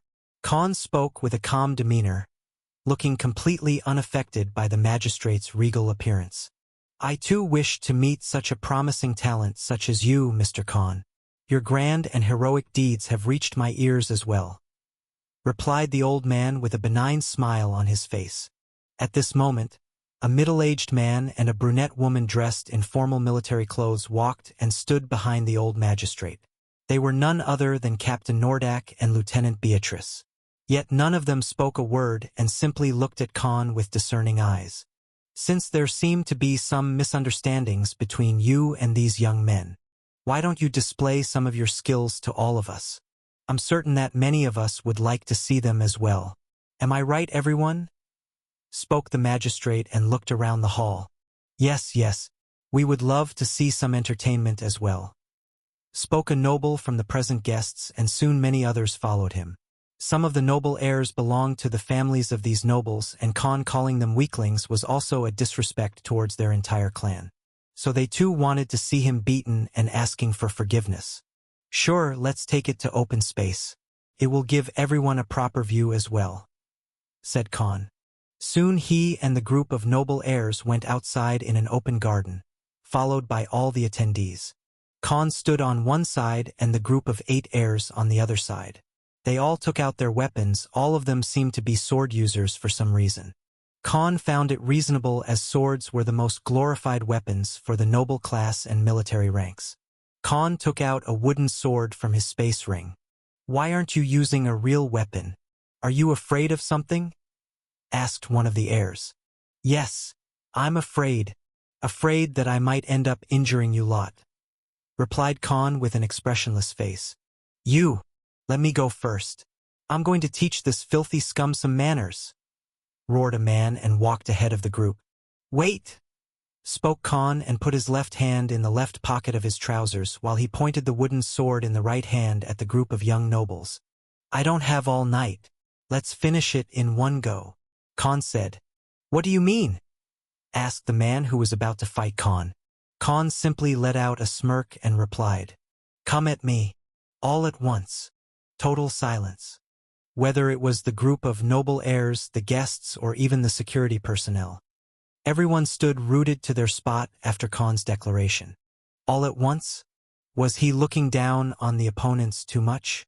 Mainly the heirs of the noble clans who had years of training in fighting by professional teachers were not even worth his time? Impudence! This young man is acting too shamelessly, acting as if he is the only strongest person in the room. "This is an insult to our families and name," shouted one of the enraged old noble snakekin, who was part of the elderly crowd that was talking with the old magistrate previously. "There's a limit to how much one can be ignorant and not know their place," spoke another demonkin noble as he gave a disgusted look to Khan. "Oh, is that so? Then how about this? You all attack me together, and if I get injured or even die, none of you will be held accountable. How does that sound?" spoke Khan in his usual carefree tone. "Courting death," shouted a young heir. "Yes. What glory is there to gang up on an opponent?" asked the tigerkin young man. "You lot truly overestimate yourselves, don't you? Compared to the type of monsters I've fought and killed, I wouldn't even consider any of you a threat." Another insult. Khan was outright insulting the group of noble heirs. Well, not just them but also their clans indirectly. "Do it. Teach this lowly buffoon some manners and show him his place. He's asking for it," shouted an elderly nobleman. "Fine. Don't regret your words, you lowly commoner. It was your fortune to even be allowed to enter this banquet. But doesn't mean you can get away with insulting our noble clans," replied the round-faced young man, and the group of young noble heirs took their attacking stance.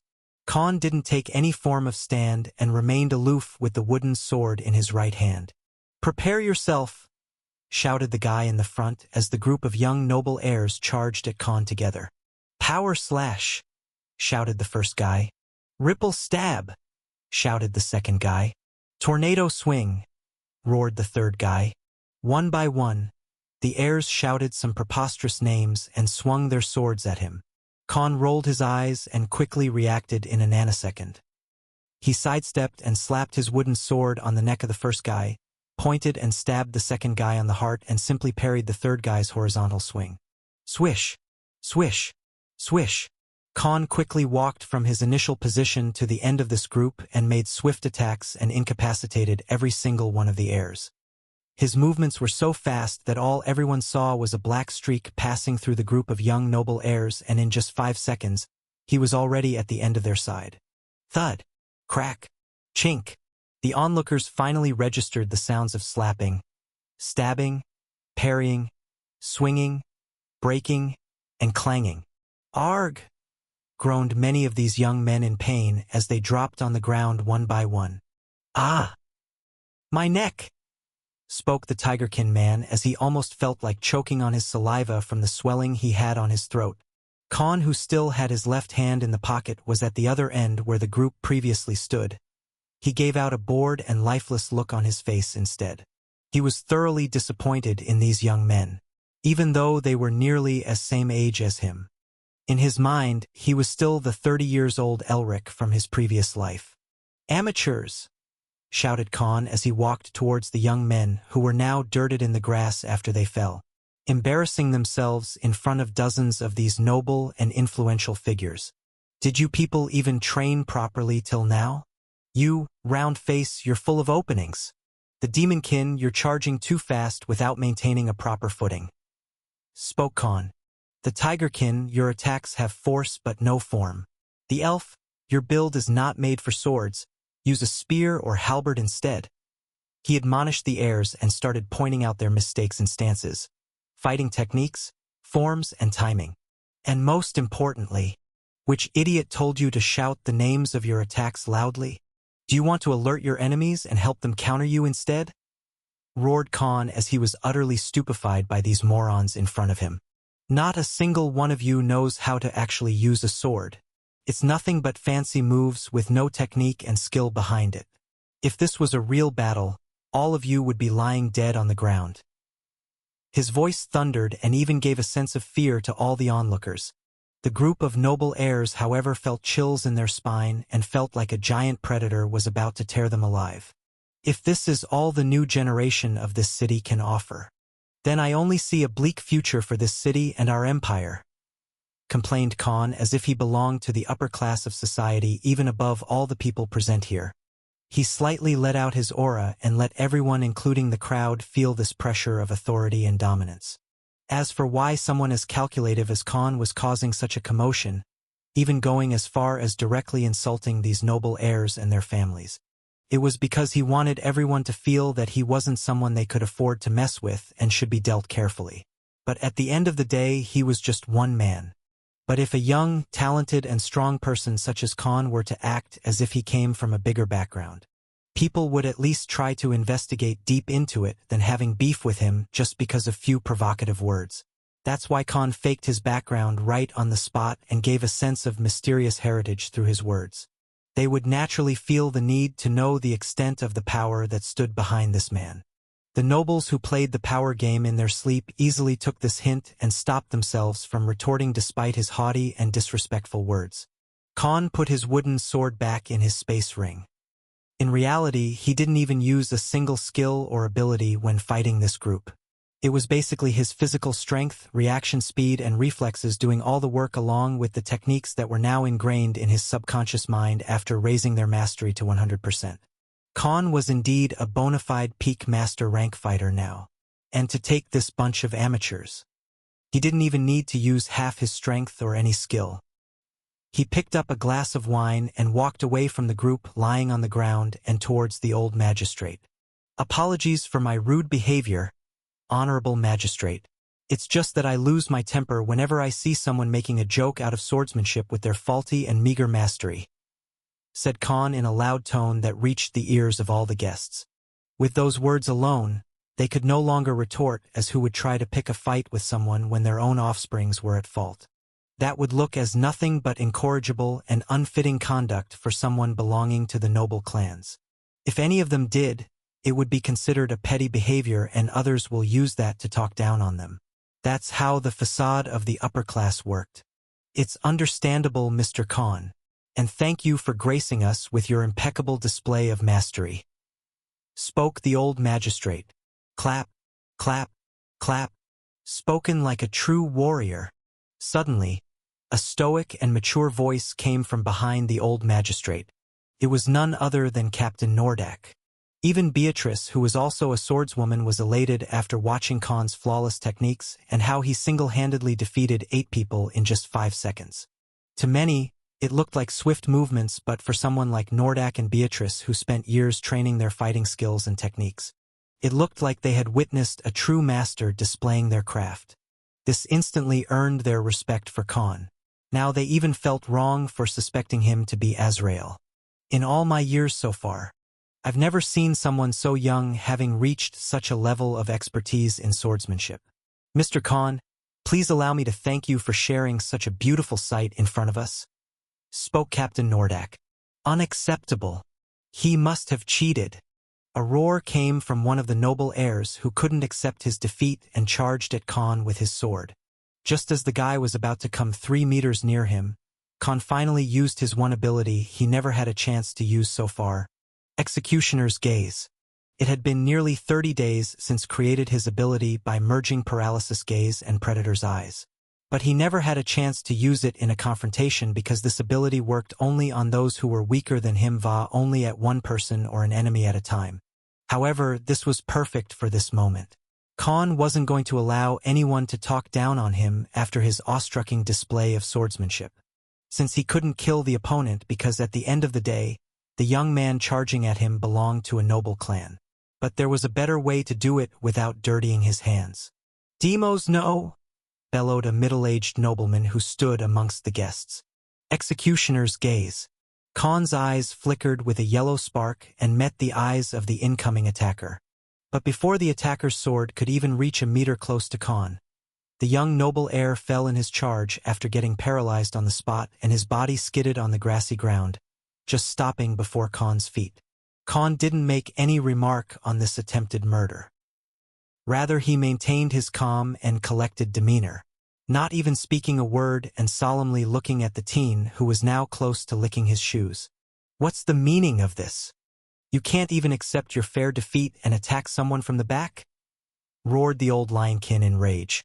This was a banquet hosted by him, and this young heir made an attempt on someone's life right in front of him.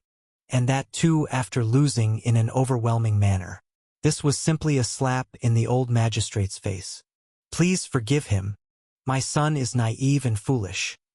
The nobleman spoke as he ran towards the young man, afraid that the magistrate would order to kill his son on the sight.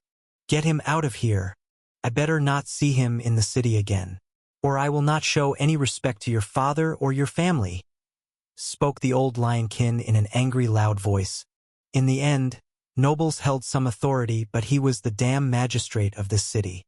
He was officially chosen as the one to run this city by the government. Anyone causing such a commotion and going as far as attempting to kill someone in front of him was an outrageous act. Captain Nordak ordered the nearby guards to pick up this young noble heir, who had created a scene and thoroughly shamed his clan's name by these actions. "We apologize again, Mr. Khan," spoke Nordak and left him alone. Khan's display of strength and dominance had left all the guests and onlookers completely baffled, especially the old nobleman who thought he was just some nobody who lucked out and got popular. But now they realized that the young man they thought as nobody was actually a dragon amongst men. They all had no choice but to notice him. One by one, people started cheering and praising Khan on his overwhelming and one-sided victory, especially because he had made some of the noble houses lose their face by beating and admonishing their family heirs. This was soon going to create another storm tomorrow in the entire city. "Ha ha ha! That was amazing, even though swordsmanship isn't my lane. I'm impressed." Suddenly a loud and majestic voice landed on everyone's ears. A giant blue tigerkin walked in fully black and white regal clothes. He stood in front of the old lionkin and then stared at Khan.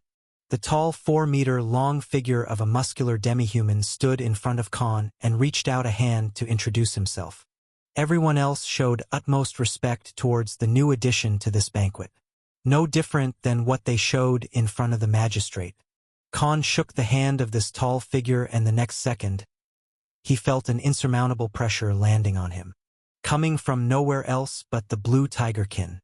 He felt like his kneecaps were to drop on the ground as he maintained his body to stand properly. War dominance. Khan quickly activated war dominance aura and broke this invisible pressure in just 2 seconds. "Ha! That quickly? I see that I underestimated your strength," spoke the tigerkin and deactivated his aura. Khan wasn't a weakling anymore like when he met Arkham, Stragobor, and Solomon. His level had risen by nearly 24 levels compared to back then, and so did his experience in fighting and weapon mastery. Now, he had no problems facing the aura of someone as strong as Solomon. Though in terms of actual combat strength, his capabilities against them couldn't be decided yet. Khan knew he won't have a problem escaping either. He was certainly weaker than the tigerkin in front of him, but he simply didn't care about it. He'd bridge this gap soon. You've already met the conditions to become a grandmaster. Just that something feels missing before you break that threshold. Nevertheless, it's an accomplishment not even millions of people can ever achieve. I'm certain that you'll enter the Grandmaster rank in a short time, spoke the muscular tigerkin. His voice was clear for everyone to hear. You're late, Commander Strays, spoke the magistrate. My bad. I took some time choosing clothes. I don't like attending such fancy parties, you know. Rather fighting and killing monsters in my thing, said the blue tigerkin and returned to Khan. Strays Boltimir, commander of the military battalions that protect the city. Nice to make your acquaintance. Introduced Strays as he shook Khan's hand promptly, as if trying to check his strength through some pulse or something. System details, spoke Khan and ordered the system to scan the demi-human in front of him. Scanning complete. Name, Strays Boltimir. Species, Nectaral tigerkin, rare species. Rank, Peak Grandmaster rank Brawler/Warrior, Semi-Saint rank. Level, 88. Peak Grandmaster rank, and about to enter in the Saint rank as well. Khan finally got the idea of this commander's strength. The tigerkin in front of him was even stronger than Solomon, president of Adventurer Association. By far, the strongest individual Khan had met in Vantria. So even Commander Strays approves of Mr. Khan, spoke one of the guests. He's a true deal. There's no doubt. We must form a good relationship with him no matter what, spoke an elderly noble. And he's so strong and handsome. Totally my type, spoke an old noblewoman who gazed at Khan's body with covetous eyes. Khan suddenly felt a chill under his skin for a second. The talk between these people continued while Khan was gossiping with the two of the most powerful influential people in the entire city. While Arkham Solomon held a huge authority through the association, they were still not officially in command or control of the city. The two people in front of him were. The conversation shifted from his training to many other irrelevant things. But then suddenly the topic shifted towards one thing Khan didn't want to talk about. So, Mr. Khan, what do you think about this Azrael? Asked the magistrate. Captain Nordak and Lieutenant Beatrice perked their ears to hear into the conversation, but unlike what they expected. Khan's expression didn't change in the slightest or looked surprised at all, because Khan had already suspected this as one of the two reasons why he was invited to this banquet in the first place. One was to investigate his prowess, while the other was undoubtedly about him being the Azrael, the most notorious criminal in the Flavit City who has killed more than 40 people now. Because a sudden emerge of two different and strong fighters doesn't happen by coincidence. Anyone with two brain cells could link the connection. Nothing but just a psychopath, at the end of the day. He is someone doing this for the kinks and using this whole judgment and justice to make himself look good. Because no matter how righteous his cause may seem, he's nothing but a coward, spoke Khan without a hitch as if he truly looked down on Azrael. Why do you think so, Mr. Khan? Asked Commander Strays. He simply nodded and replied. Because he's simply killing the small-timers. The ones he can afford to kill without suffering consequences. If he was truly powerful, he wouldn't kill under the blanket of night and hide behind the shadows, replied Khan and continued. Because if it was me and I had the strength, I would declare an all-out war on everybody instead, said Khan in his regal tone, instantly giving him a tyrant-like appearance. Especially to Lieutenant Beatrice, who was already extremely impressed by Khan's demeanor so far. Ha ha ha. Exactly my thoughts so far. Only a weakling would hide behind the shadows.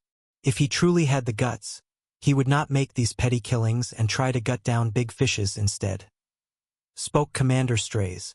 The night continued and Khan enjoyed the delicious meals and company of many businessmen and nobles who tried to become friends with him. Just during that time, however, he felt something was odd after he drank a glass of luxurious wine. Ronan, Khan spoke in his mind, and the rogue subordinates passed from of his shadow and mixed with the shadow of the servant who just served this wine to Khan. Khan spent the rest of the time enjoying the banquet and finally bid farewell to everyone he came to know today. He was certain that his impression was solid, and soon he'd be known amongst the top ranks and creme de la crop. But as soon as Khan came few kilometers away from the location of the banquet, He ordered the carriage driver to take off and entered a dark valley. His expression turned that of rage and his eyes fumed with anger. Because during the party, as he was merrily chatting and creating connections with the fellow guests, Khan was poisoned. In the dark alley stood Khan as he was trying to comprehend exactly what happened. He hadn't even detected that he was poisoned through the wine he was drinking until the system notified him that he was poisoned. And to top it, the poison was an extremely lethal one. If not for his Grandmaster rank poison immunity, he got after absorbing the body of the legendary Somir during hunting days in the forest. Khan would be either dead or on the verge of it in just a few hours already. But thanks to that ability, all he felt was losing control over his nerves and balance of his body when he was riding inside the carriage. The poison itself was so potent that even his Grandmaster rank immunity took some time to completely process and detoxify his body. Or else, he would have died a painful and pitiful death. And because of his eidetic memory, he could remember each of the encounters with other people he had. Mainly when he shook hands with them, when he ate something or when he drank the wine. Alcohol wasn't his preference, so he stuck with wine only. And he had drunk only 3 glasses of wine. He received the notification from the system when he was on the 3rd glass. So they took time on deciding how best to poison me without raising suspicion. And only decided on the wine because it was the only beverage I drank throughout the banquet. Recounted and summarized Khan. Since whoever wanted him dead couldn't just put such a highly lethal poison in food made for the nobles, which could lead to a disaster itself, and only wanted him dead, they had to find a sure-shot method that would only get to him and him alone. Who could it be? He thought for a while, trying to decide the most possible culprit. The nobles had no problems with him before he attended the banquet and beat the heck out of their children. The security wouldn't dare to do it as it would jeopardize the magistrate's reputation. That would bring doom for whoever planned this assassination. Naturally, no noble would bring poison to a party that was meant to make themselves able to communicate with other nobles. Even if they had any prior qualms, they would settle it somewhere else. He was only curious about his strength. And Commander Strays didn't appear to be someone who'd go for a silent assassination. Rather, he'd kill his opponent with bare hands instead. He looked to have that much pride as a warrior. Now that left only one person and his only clue. The servant who brought him the wine. Khan quickly activated his hive mind ability and linked his mind and vision to Ronin, the rogue subordinate he had left inside the shadow of that servant. Khan had stopped by only after few kilometers away from the magistrate's mansion because this ability had the restriction of working only in the 5 kilometers proximity of Khan. Through Ronin's eyes, he saw the servant cleaning up the dishes along with others and then leave the mansion hurriedly, while all his subordinates had shadow merge that helped them merge with Khan's shadow. Only Ronin had the skills to mix with someone else's shadow, as he was created by mixing an assassin va thief class corpses when he was created by Khan when he hunted the Groundhog Adventurer team members as part of his contract. So he used Ronin as his tracking device. Khan donned his black cloak and followed the servant as he watched him enter a dark alley that was nothing but a desolate area. The servant knocked on a door of a small rundown house. Creak. The door opened and a black-masked individual let the servant in the house. "I did it. I finished the job," spoke the servant. "Are you sure? Did you see him drink the poison with your own eyes?" asked the masked man. "Yes. You have no idea how dangerous it was. I was surrounded by all those nobles and guards. Thankfully nobody else asked me for a glass of wine. Only this guy was drinking the wine among all the men while the rest were drinking alcohol. So I thought it was the best way to do it by spiking the wine," spoke the servant. The black-masked figure took out his mask and finally revealed his face. A demonkin with a long black beard and braided hair. Khan, who was watching and hearing all of this through Ronin, found his facial hairstyle a bit similar. "So, when do I get the money you promised?" asked the servant. "That's the neat part. You don't." The bearded demonkin quickly took out a dagger from his back and stabbed the servant in his neck before the man could even react. Thud! The body of the servant fell on the ground as he started choking on his blood and slowly lost his life on the spot. Idiot! Did he really think like we'd leave a clue behind? Ha ha ha, laughed the demonkin as he wiped off the blood from the dagger. Shame. You're still alive, spoke a grim and deathly figure from behind the demonkin's back. Before the demonkin could even turn his head back, a dagger was placed on his throat. Who sent you? Asked the figure under the black cloak. Who are you? Asked the bearded demonkin in a ghastly voice as he was nearly scared to death after this sudden emergence of this hooded person. I'm the one asking questions. Who sent you? And who ordered you mix the poison in the banquet? Spoke the grim person. The demonkin turned and tried to stab the hooded man in the stomach. But just then, a spray of acid was thrown at that hand that held the dagger. Arg! My hand? Roared the man as his hand started to melt away and his bones were put on a display among that mangled flesh. Answer, or the next stream goes in your head, ordered the hooded figure and revealed his face. You! Impossible. This guy said he saw you drink the poison. It was none other than Khan. He pointed his hand towards the head of this demonkin as if he was to release the acid again. No, wait. It was the Sigurd family's first young master. Stragobor Sigurd! Shouted the demonkin who felt like he'd lose his life if he tried to keep his client's identity a secret. I see, spoke Khan solemnly and released another spray of poison acid and melted the demonkin in front of him. The man didn't even get a chance to scream before his head and face was melted away. Till now, it was only because of the contract that involved me killing people related to him. I had no actual enmity with him, but this is crossing the line. Those who try to kill me. Spoke Khan and put the entire house on fire with fireball skill and walked out. Should prepare for their deaths instead. The midnight moon shone brighter and covered the entire city under its serene and peaceful light. The blissful air slithered across the city as the chilling breeze complemented the moonlight. Flick! A small shadow flickered amongst the city buildings and passed by and ran through the shadows of one building through another, completely passing through the eyes of hundreds of people, not even one of them sensing any presence from this shadow. This shadow was none other than Khan using the shadow walk skill and traveling through the city. This is exactly how he hunted and killed those criminals ever since he started acting as Azrael. Khan stood atop a tall building and gazed at the humongous mansion in front of him that stretched for around 3 kilometers in length and breadth. What made it different that it had layers of buildings, the normal buildings on the borders of the site, while after a gap of few hundred meters, there were more well-designed and decorated houses. And in the third inner layer, lied an extremely exquisite and well-carved wooden building. Khan was instantly reminded of how those sects in cultivation stories were created in this same style, where the normal servants and disciples lived in outermost parts and the truly important people with a position or importance in the innermost parts. Khan's vengeful eyes landed on this site as he continued to slither through the shadows, walked right through the main gate of the mansion. The guards on duty didn't even notice that someone had passed by them. Kacha! Suddenly a guard felt pain in the back of his neck, but before he could even register what happened, his head was severed from the body and landed on the ground. The man saw his own headless body fall before him as he drifted into eternal sleep. Khan already had the idea that in the entire family, only Stragobor had reached the Grandmaster rank. Even his father, the current head of this noble clan, was an intermediate master rank fighter at best.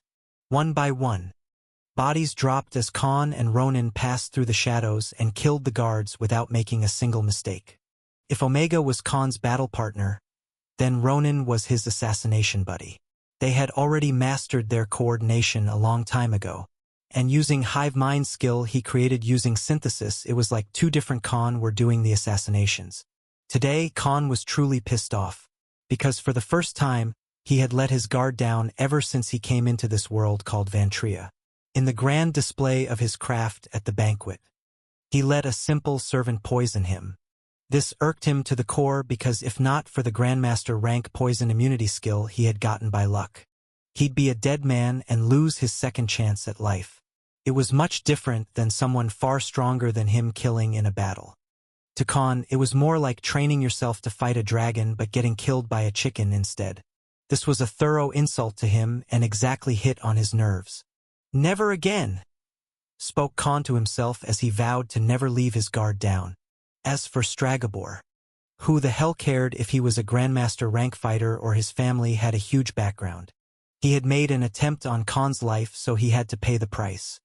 He already killed Stragobor's younger brother because they tried to set an ambush and kill him over a small quarrel. And now the elder brother followed the footsteps of the younger one, who was already sent to hell by Khan. Normally, Khan would mind his business and do things that would be beneficial to him alone. But he never got picked a fight with random strangers. And now, with his current strength, he had a simple rule. He won't mess with the passerby. But if someone threw stones at him, he would throw a mountain at them. One by one, the dead bodies piled up in this mansion. As per his information, this was a private property where only the core clan members lived. Majority of the women and children lived in a different property. Only those who had considerable strength and authority in the clan were allowed to live in this ancestral site. This made things easier for Khan, as he wasn't a heartless monster to kill innocent women and children. In just 40 minutes, Khan and Ronin had killed more than 30 guards, and the first layer of defense was already broken. He reached the inner parts of the mansion after silently killing through guards and taking out everyone in his wake. Because there wasn't any need to spare any life here. Swish! Swish! Kacha! Kacha! Khan made sure that everyone he killed didn't drop on the ground or made any noise. He carefully put them down, including their weapons, and used the dark corners inside the mansion to kill out everyone awake and sleeping. He didn't mind killing the females in the mansion either, as the servants would not be allowed to sleep under the same roof as the main family members. He wasn't afraid of killing someone he shouldn't have. Finally, after he reached the third and the last mansion, he took out the guards on the duty and ordered Cyril to come out. Cast the silence barrier. Khan ordered, and the enchanter subordinate created a silencing barrier and covered the entire building. Ronin went silently and returned with a head of an old man and a woman. Cyril then deactivated the barrier. Khan went and kicked the main door and broke it in half with a single kick. "Who is it?" shouted a burly bear-like tall man, and woke up from his sleep after he sensed a killing intent. He quickly grabbed the giant battle-axe that was kept on the left of his bed and ran down to the main hall of this building. "I told your brother that if you came looking for trouble, I'd send you to meet him in the afterlife," spoke the hooded figure. Khan revealed his face to this bearded man. You're still alive," shouted Stragobor in disbelief. "Why so surprised?" "Oh, anyways, I come bearing gifts," spoke Khan and threw 2 heads towards Stragobor's feet. "You bastard!" roared Stragobor as he quickly recognized the 2 heads. These belonged to none other than his parents. "Don't worry, I'll send you to meet them soon," spoke Khan expressionlessly. "You forgot who you're fighting against. I'm a Grandmaster rank fighter, and I'm going to make you beg for death," bellowed Stragobor as he brandished his powerful weapon that was glowing yellow.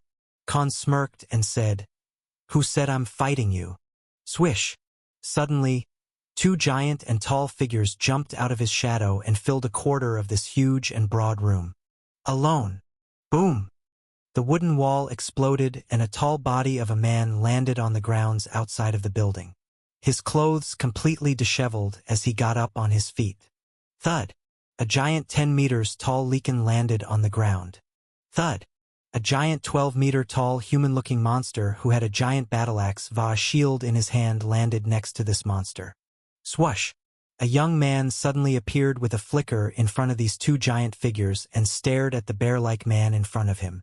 "You!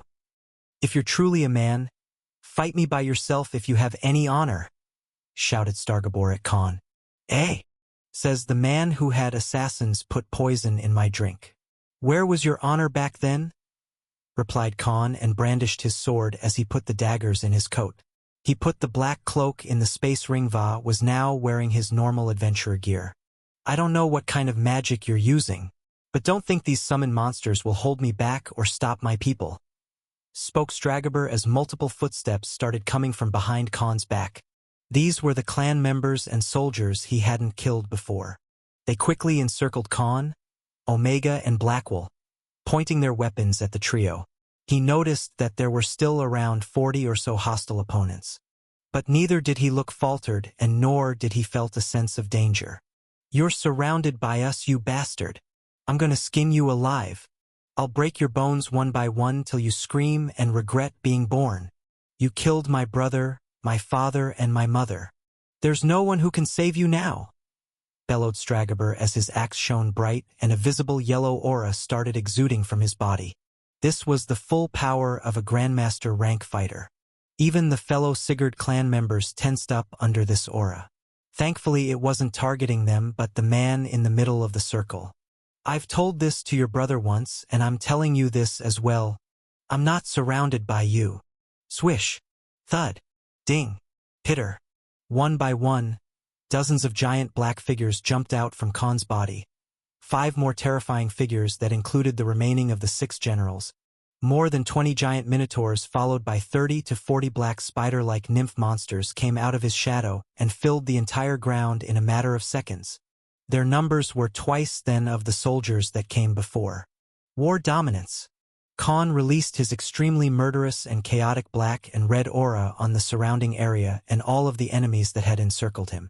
"You're all surrounded by me. Roar!" roared Omega and commanded Khan's army of subordinates, and they waged war on those who surrounded them. Clang, shink, rip. An intense battle ensued before any of the opponents could understand what was happening. "Monsters!" shouted one of the clansmen before he was squashed under the wooden club of a minotaur. "Arg! No!" screamed a man in agony as black crawling nymphs ripped open his stomach and pulled his entrails and innards out. "Help me!" shouted a woman after she saw a minotaur walking towards her and started running away. Swoosh! Before she could even run for a few steps, a long and hard pike pierced her head. The pike arrow came from none other than Oliver, who had already positioned himself on the top of the wooden house. Screams and wails resounded as Cyril burned a group of people alive with his mage spells and killed a few more with frost spikes. Bodies cut down in half and blood sprayed on the ground as Jugram cleaved through the group of enemies using his axe and a giant's word. His swings and attacks extremely powerful that even those who had shields couldn't survive a single swing of his weapons. "Run!" shouted some people and started running from the site, but before they could even come close to the gates, a dark shadow passed by them, and one by one, many felt a sharp pain in their hearts and necks. The dark figure emerged from the shadows and stared at the dying people in front of him. It was Ronan. The 500-meter-long ground was now filled with a gory battle as blood and guts painted the ground red. "What kind of monster are you?" shouted Stragobor and charged at Khan. He swung his battle-axe with extremely fast speed at the man in front of him. Clang! But before the axe could even hit the man, a giant shield took the brunt of the attack and barely moved a step back. An extremely tall and muscular body fully donned in scaly armor and a battle-axe in other hand growled at Stragobor. It was none other than Blackwell. "You shall not pass," declared Blackwell in his rustic voice. Roar! A horrifyingly loud and deafening roar filled the entire area, and the Sigurd clansmen lost the balance of their bodies and were stunned on the spot. It was Blackwell's battle roar that can stun all the enemies in 100-meter radius. The fellow subordinates and Khan were immune to this skill.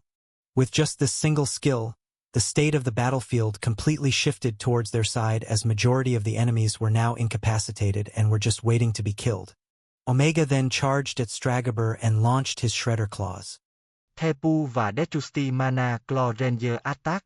Stragobor quickly blocked the attack with his battle-axe but was pushed few steps back and felt his hand going numb. The attack was just too powerful. "What are you?" asked Stragobor as he took a defensive stance. The two opponents were already strong that he couldn't even overwhelm them with his attacks that would normally cut down even a minotaur in half. Just then, Khan's majestic voice landed on his ears. "Someone you shouldn't have messed with."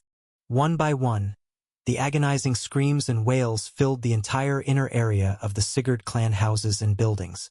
Under the terrifying onslaught of Khan's army and his generals, both men and women from the enemy side fell on the ground and bodies littered the battleground. At the other end of this battlefield, a man was fighting against 2 giant figures and a human with a sword in his hand. Windcutter. Khan launched another ranged sword attack at Stragobor while Blackwell charged with his giant shield. Ground shatter. Blackwell used his skill to shatter the nearby 30-meter surrounding, and the ground instantly cracked in this area. Khan and Omega had already launched themselves in the air.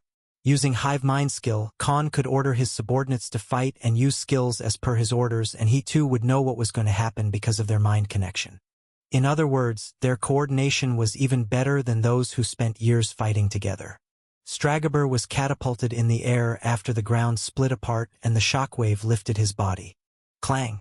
Before his body could even land on the ground again, Khan's sword tried to cut him in half, and he quickly defended against the sword swing using his battle axe. Stragobor was thrown 10 meters away as his body was slammed on the ground. The attack from Khan was launched with all of his strength. Just then, Omega ran swiftly from the right side and attacked Stragobor with his claws, making repeated and brutal claw swings at him and pushing him back with each attack. If it was fighting one strong opponent, he could manage it, but there were 3 of these strong opponents, amongst whom 2 were comparable to a beginner Grandmaster rank fighter. Stragobor himself was an intermediate Grandmaster rank fighter, but he would have an advantage in strength only over one newbie Grandmaster, not 2 of them together. "Don't look down on me!"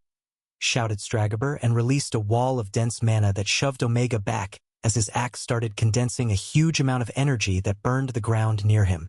He launched this devastating axe attack towards Omega and hit the ground in his direction. Crack! The ground was split into 2 as the destructive wave parted it half and paced towards Omega. Boom! A giant shield clashed with this incoming attack, and both Blackwell and Omega were thrown back from the impact. Even though the man was much shorter and smaller than them, his strength was definitely above both of them. Stragobor quickly turned around and swung his axe. Ding!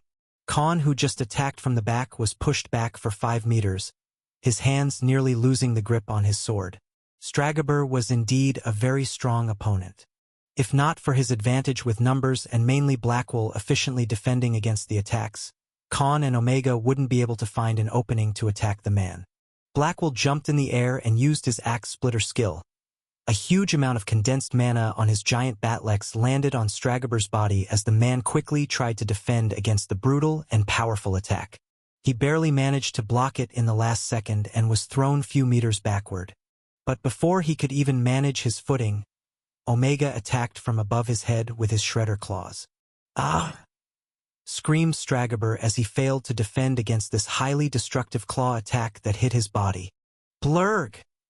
He threw a mouthful of blood, and he finally gazed at the other side of the battlefield, watching his clansmen and the people he grew up with getting killed by this army of monsters.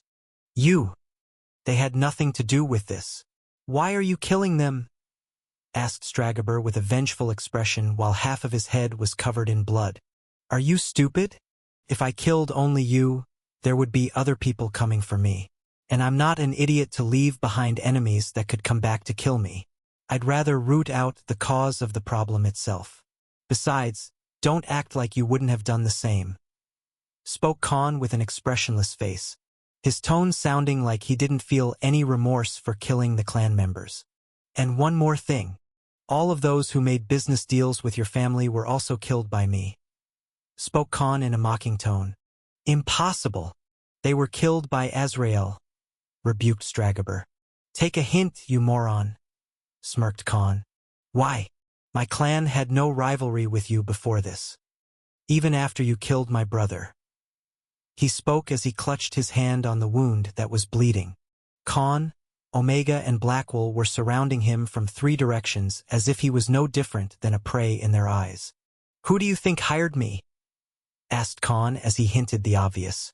"Those old bastards," shouted Stragobor as he finally understood why was his adventurer team and his connections in the city were dropping dead one by one.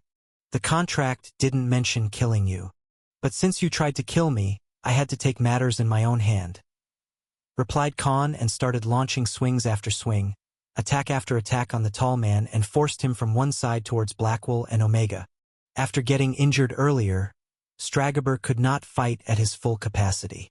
And soon the frequency of damage he received started increasing. His body received multiple cuts and wounds, bleeding profusely. At this point, the battle on the other side was already over. All the soldiers and clansmen were lying dead on the ground. Khan quickly started launching long-range mage spells from his left hand at the already struggling Stragaber. Firestorm, Frost Pike, Water Blade. Stragaber was baffled after he saw Khan launching mage spells at him. Wasn't he a swordsman? How is he using magic spells? Asked Stragaber to himself, but quickly focused on the attacks coming from the other side. One by one, Stragaber was getting new injuries, losing his blood and ability to fight. Because of the constant and well-timed attacks from 3 different sides, he was exhausted in a matter of minutes. "Yawaheg!" wailed Stragaber in pain as Omega cut his right arm with his claws. The man lost his weapon and dropped on the ground. Unable to endure the pain, Khan walked in front of the man and put his sword on Stragaber's neck. "Any last words?" asked Khan. "You bastard!" bellowed the tall, burly man. Slash! A severed head dropped on the ground, followed by a headless body. Khan, who beheaded the man with his sword, looked at the lifeless corpse. What a rude guy. Has no regard for his murderer's feelings. Khan put his hand on the headless body of Stragaber and used his ability Absorption Divine Ability. Just 20 minutes later, he was finally done. But he didn't bother checking the new abilities. Because soon, the news of the battle will reach many ears and people will come to investigate. His only advantage was that the fight happened in the innermost area of this site, so the commotion would be undetected for some time. But Khan wasn't an idiot to think that there won't be ways people wouldn't know. Many enemies of the clan or someone who kept an eye on them through a distance would notice something was missing. So Khan had a small window to act and do what he was about to do next. "Grab that battle axe," he commanded Blackwell. This weapon used by his enemy was undoubtedly a rare or even an epic rank weapon given how strong attacks it landed on them and how brightly it glowed during the fight. He then activated the Ripper Claw and ripped Stragaber's heart out. He squashed it and finally felt a golden core. This was Stragaber's core. A core of a Grandmaster. Khan put some of his nymphs for surveillance around the property as they were the best sensors he had because these monsters sensed enemies based on their body temperature. He left Oliver, the ranger subordinate, in charge because amongst all of Khan's subordinates, he had the farthest sight and hunting range after he was mixed with the nymph floor boss. Except for the 6 generals, the rest including Omega Va Blackwell came back to his shadow and Khan ran through the main building where Stragaber Va his parents lived. Now there was one and the only thing to do. Rob all the fortune this noble clan had amassed together through all these decades. Not because he was a petty thief. Because he wanted to safeguard their fortune from the wolves who probably had eyes on it. Khan was a saint who was only safekeeping it. "Did you find the keys?" asked Khan to Ronan. The rogue subordinate took out a metal box and opened it. "So many?" spoke Khan as he saw numbers of keys inside the box. Many of them were actually very big and heavy, as if they unlocked some sort of a treasure chest. "Let's go," he said. Khan and the 6 generals quickly searched through various rooms and basement floors to see where was the place that hid all the money. He went to the family head's office first and opened the safe hidden behind a portrait using one of the keys and found plenty of documents and deeds to the land and businesses. "Sorry, only hard cash, bro," said Khan and threw away papers. He only saw a golden space ring in the safe and put it in his pockets without checking its contents. Armin, the priest's subordinate, finally found a giant metal door on the bottom floor of this building, while Khan was searching the main office of the clan head. "Gotcha," smirked Khan as he received the vision from Armin and ran down to the basement of the building along with the rest of the generals who were searching other places. He now stood in front of an 8-meter-tall metal door and took out the keys from the metal box. "Ha! The door has 2 keyholes, but there's only one key inside the box that can be used here," said Khan and tried to think of possible places where the other key could be. "The space ring," said Khan and took out the golden ring. Unlike the space ring he used these days, this golden ring didn't have too much space inside it. But it had over 100 A-rank cores, some jewels, and most importantly, a big black key. Khan took it out and Ronan grabbed the other one. They both twisted the keys at the same time. Krang. The metal door opened and Khan pushed it with all his strength. The door was indeed made to safeguard against highly destructive attacks, and even with Omega Vakon's attacks, it would have taken them half an hour to break it open. As the door finally opened and banged against the wall, Khan finally saw the most glorious sight he had seen in this new life. Because it wasn't some serene or beautiful scenery of nature. It was even far more profound and pristine than that. His eyes shimmered with a golden glow and Khan almost dropped on the ground as he subconsciously started drooling. What laid in front of him was a small hill of golden coins, caches filled with rubies and diamonds.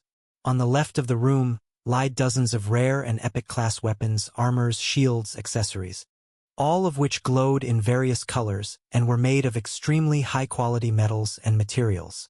On the right were big wooden chests filled with mana ores, potions, and rare herbs. On the shelves, there were hundreds of magic scrolls and books related to magic. Many of them seemed to be some ancient books that had withered a bit after so many years. And plenty of magical artifacts at the end of this room. Ha ha ha! Ha ha ha! Ha ha ha ha ha ha! Khan started laughing like a maniac, like a demon king who had successfully found the biggest treasure in the world. His appearance was no different than what you'd call a big mafia boss villain. Khan walked towards the small hill of the golden coins and jumped right in the middle, his body swimming through all that gold like Scrooge McDuck. "I'm rich! I'm rich!" He laughed and kept swimming across the golden river of fortunes. "I wasted my life slaving for years but never felt the joy of having money. This, on the other hand, is too satisfying," said Khan with a wide grin on his face. He stopped his little joyous swimming session and started putting all the fortune inside his space ring that was no different than a small warehouse. He was lucky that he had a ring this big, otherwise there was no way he could store all this wealth. When Khan was finally done ransacking the entire fortune of the Sigurd clan, he decided it was time to leave. Khan stopped in his footsteps as another insidious idea popped up in his mind. Let's put on some fireworks. Flavit City, which had the population of more than 2 million people, was slumbering under the delicate and soothing moonlight. The serenity of this night even put the most beautiful sunrise to shame.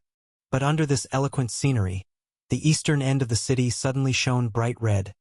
Clouds of smoke suddenly filled the ancestral buildings of the Sigurd clan, and this sudden heat and brightness awoke many nearby houses that were just a few kilometers away.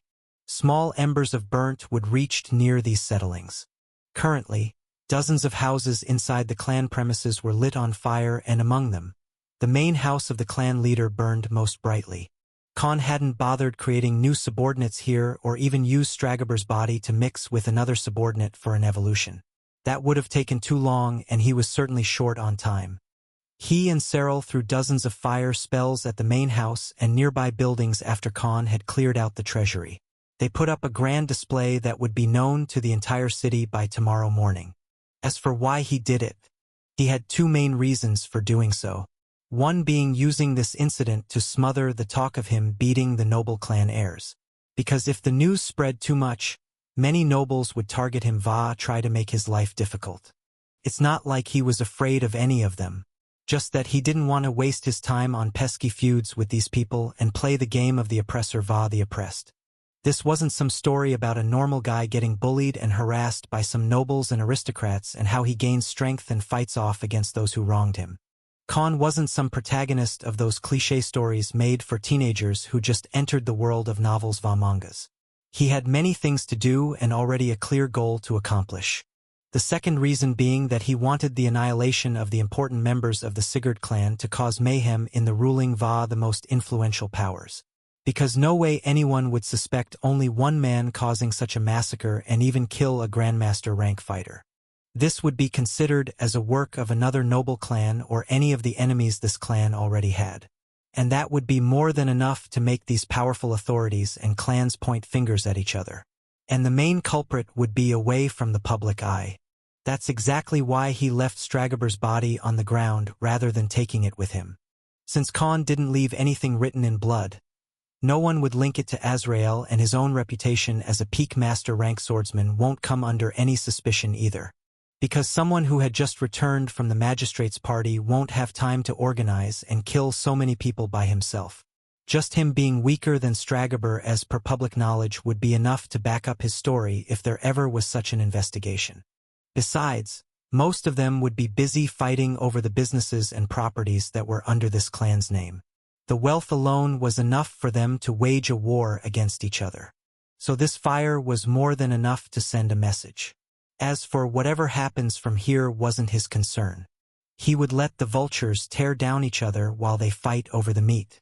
Khan used Shadow Walk and escaped the site before any help came to extinguish the fire. He stood on top of a tall tower while covering himself under the black cloak again. Just as he expected, a troop of mages flew from the south of the city and soldiers marched on the city streets. What Khan saw was a coordinated effort in putting out the fires.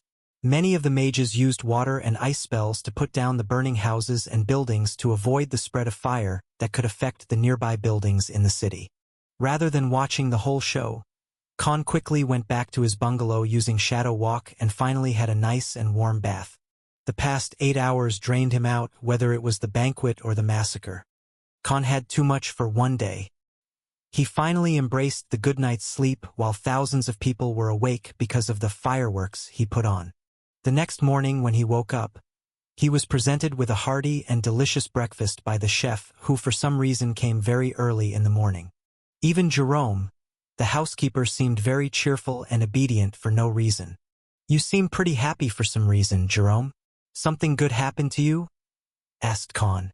"Well, the news is indeed a good one, because last night the Sigurd clan was massacred," replied Jerome happily. "What? How did that happen?" asked Khan, acting surprised and oblivious to the news. "Some say it was some other noble clan who did it.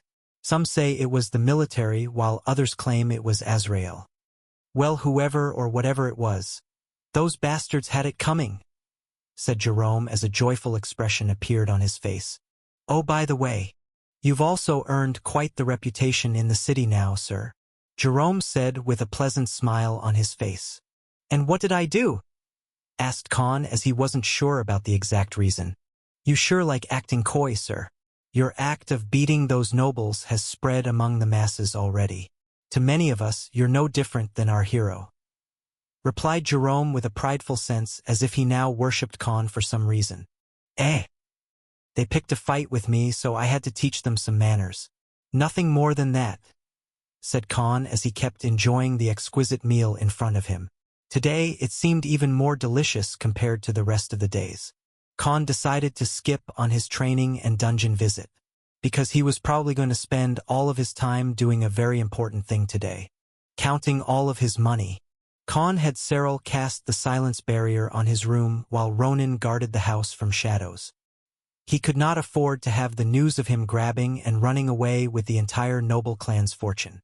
As for the aftermath of the night's battle, he hadn't left any traces behind unless there was someone who could track his location and all the places he went through some sort of tracking device or a satellite. This world simply wasn't that advanced for the latter. Khan took out the things he got in batches one by one and started counting exactly how big of a haul he had last night. After spending hours trying to list down everything based on their categories and uses, he was finally done. His eidetic memory being extremely helpful to him again. Because if it was someone else, they would have lost the track of it just in few minutes since the amount was too big. Under this silence barrier, Khan started laughing like the Green Goblin again. Thankfully, the barrier was stopping his voice to leak out of his room. After jumping with joy and doing a little moonwalk did he finally stop. Khan gave a final look at the contents of the space with a satisfied smile. He was certain that even the magistrate or Solomon weren't as rich as him now. He started listing out the things just for the sake of it again. 7 epic Va 21 rare rank weapons, 3 epic and 13 rare rank armors made of highest quality materials such as body parts of highly defensive rare monsters. Then his gaze shifted to the mana ores. Totally 2,000 or more mana ores. Each ore was comparable to a C-rank monster core in terms of the quality of mana. These things sized of a fist and were extremely rare to get because mana condensing together inside the deep grounds was a rare phenomenon. There were more than 40 high-grade and 90 medium-grade health recovery potions. Over a dozen rare poison antidotes and for the first time, Khan saw the mana bombs. From what he had learned, these were used in an open war or against a monster tide. Each one was strong enough to wipe out everything in a 500-meter radius from where it was thrown. These were like mini-missiles. And there were 5 of them. Then he moved towards the rare herbs and materials he couldn't even recognize. He didn't have any alchemist skills or had a chance to absorb them, so he wasn't aware of plenty at these rare herbs. But he was certain that not a single of one these was a wasteful thing. Then his eyes turned to the rare magic scrolls.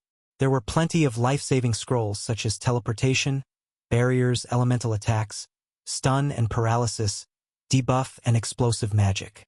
As per his knowledge, no one could use these things like skills and had to rely on the process of imprinting magic formation and designs for them to work. It took skilled magicians and artificers to work together to even create a single low-rank magic scroll. And there were more than 100 of these scrolls. He really had hit a jackpot because if one day he were to face an opponent far stronger than him, these magic scrolls could help him fight and even win against the opponent or at worse, help him escape if his life was in jeopardy. And now for the remaining ones. There was a chest full of rare rubies, diamonds, pearls and minerals he hadn't even heard of in his previous life.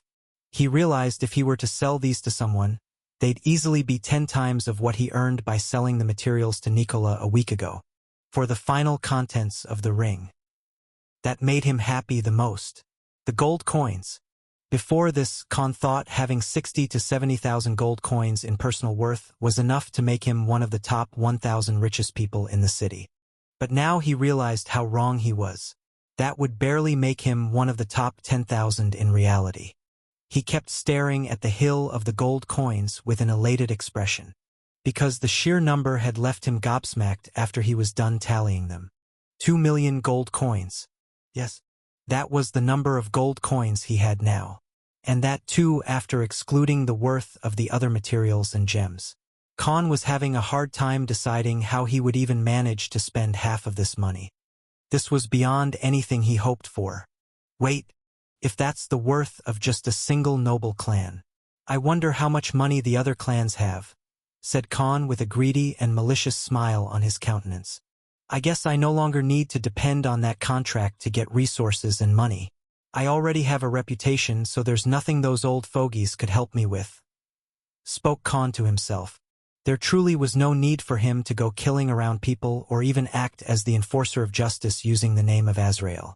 The current Khan had all he wanted in the beginning.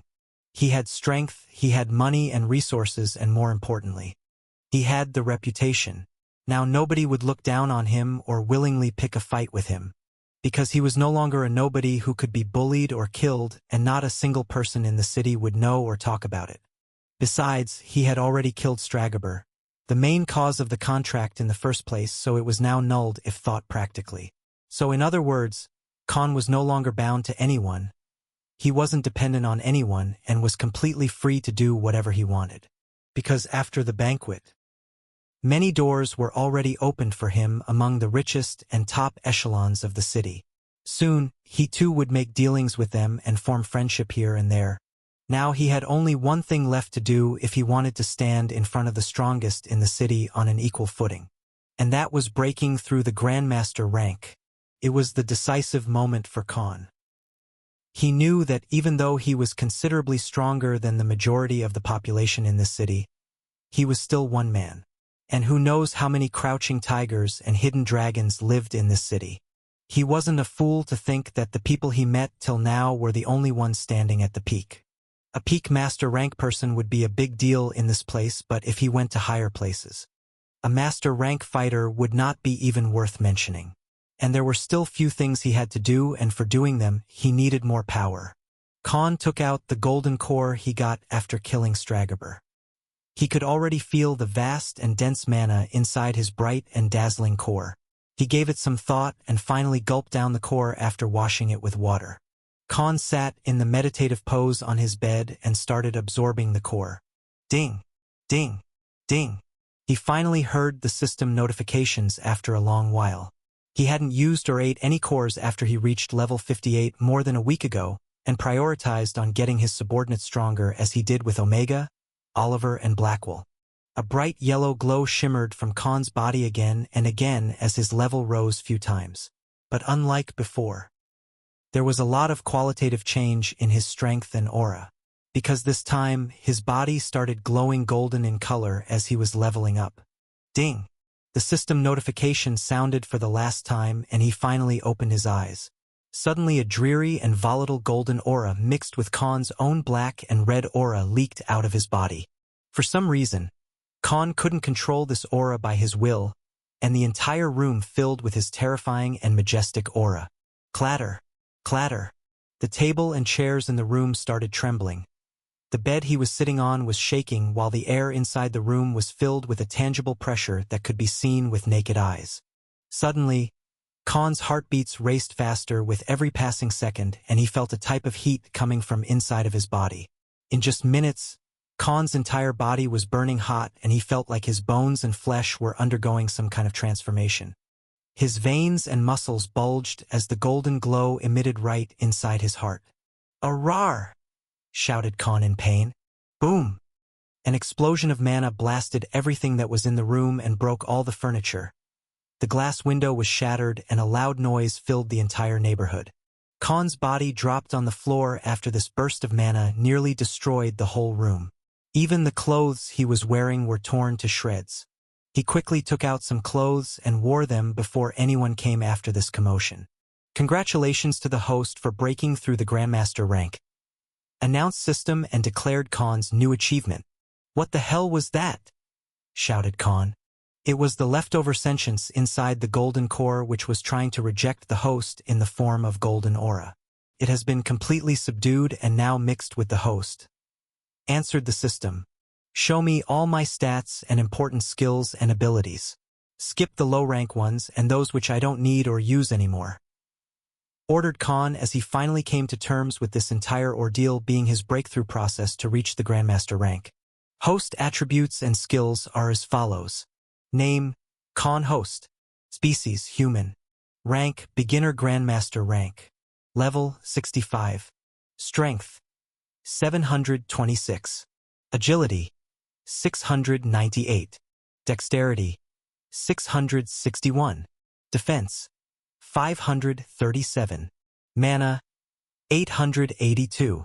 Divine abilities, ability absorption, dimensional law synthesis. Blessings, War Dominance, Stage 2. Weapon Mastery, Peak Master Rank. Grandmaster Rank in Battleaxe Weapon. Combat Techniques Mastery, Peak Master Rank. Survival Instinct, Stage 2. Berserk God Mode, 5 times the physical strength. War Deity Body, Stage 3. Gifts, all languages knowledge known to the War Deity. Physical abilities, Ripper Claws, Side Hopper, Hunter's Intent, Venom Acid, Poison Immunity, Grandmaster Rank, Somir Scale Body, Executioner's Gaze, Extension, Heat Sense, Magical Skills, Shadow Walk, Hive Mind, Firestorm, Water Blade, Frost Spike, Wind Blade, Combat Techniques, Wind Cutter, Defense Fortitude, Backstab, Lacerate, Sword Edge, Deflect/Parry, Tornado Axe, Ground Shatter, Axe Splitter. The host has met the conditions to break through the next stage for the blessings given by the War Deity. The range and effectiveness of the blessings has increased by 2 times. Replied the system and listed all the useful and important skills and abilities Khan always had in use. "Phew! Finally!" said Khan as he let out a content smile after his new transformation. If he was a really strong fighter before, now he was twice stronger than before and even his blessings were 2 times more effective than before. In other words, he was truly a powerhouse now. Even if he couldn't win against a peak Grandmaster rank fighter, he still had the advantage in levels and physical attributes. With his newfound strength, Khan was sure that he would at least be able to fight some top fighters. He could feel every inch of his body and the pores on his skin. His eyesight and mind's processing speed also went through another breakthrough. The last time he had this feeling when Khan had absorbed the core of the Somir and inherited its will. System, compared to other beginner Grandmaster rank fighters, how strong do you think I am? asked Khan out of curiosity because only his system had the perfect analytical capacity to properly judge someone's combat strength. The host is currently 2 times stronger compared to other beginner Grandmaster rank individuals because of the increase in the War Deity body stage. Replied system. So, in other words, I could be compared to an intermediate Grandmaster rank person, right? He asked. Yes. Responded the system in its lifeless voice. Subarashi, said Khan and tipped his imaginary glasses with a smug smile on his face. About time I start hunting those dungeon floor bosses, before I have to leave this city. I'm going clear out all these dungeons and absorb as many abilities I can, said Khan with a resolute countenance. But before that, let's meet those old fogies tomorrow. The morning sunlight lit the entire room and Khan woke up in a different room than his usual bedroom. Yesterday's incident of him breaking through the Grandmaster rank left the entire room in shambles. Khan had to contact the house rental company and also pay 500 gold dramas, currency of Rocco's empire, to them for repairs that'll be finished by tomorrow. Thankfully, the news of him breaking through the new rank wasn't known to anyone, and Khan preferred to keep it a secret for now as well, because just a day before, an entire clan lost all of their capable people in a massacre, and suddenly there's a new Grandmaster rank person. That'd just cause unnecessary trouble for him, and he no longer wished to get entangled in those things. Khan took a bath as per his habits, had breakfast and left for Adventurer Association. It had been a few days since he visited this place. The last time he was here when he put on the show of him dropping bodies after bodies of those giant minotaurs. He used that incident to raise his popularity in the entire city, and it paid well to invest all that money to have the Snakekin spread the news in the entire city. And because of that, his name was heard by all the masses and many influential people. As soon as Khan entered the main hall, people started noticing him and some gasped in surprise. He was no different than a celebrity in their circle already because hundreds of adventurers had witnessed his act with their own eyes. He stood against one of the counters and asked the female elven receptionist. "Excuse me, do you know where Malcolm is?" He asked the beautiful lady on the other side of the counter. The next second, however, the elven girl stopped speaking and stared at Khan in surprise, completely baffled on the spot. Mr. K. Khan, it's really you, shouted the girl while stuttering in between her words. Her loud voice filled the hall and many of the people who were going about their ways started to look in his direction, as if they didn't expect to see the man here. What's with that reaction? And why is everyone staring at me? Asked Khan as he noticed the covetous gazes on him. We were informed that if you came here, you were to be taken directly to meet the President Va, the Vice President, spoke the elven receptionist.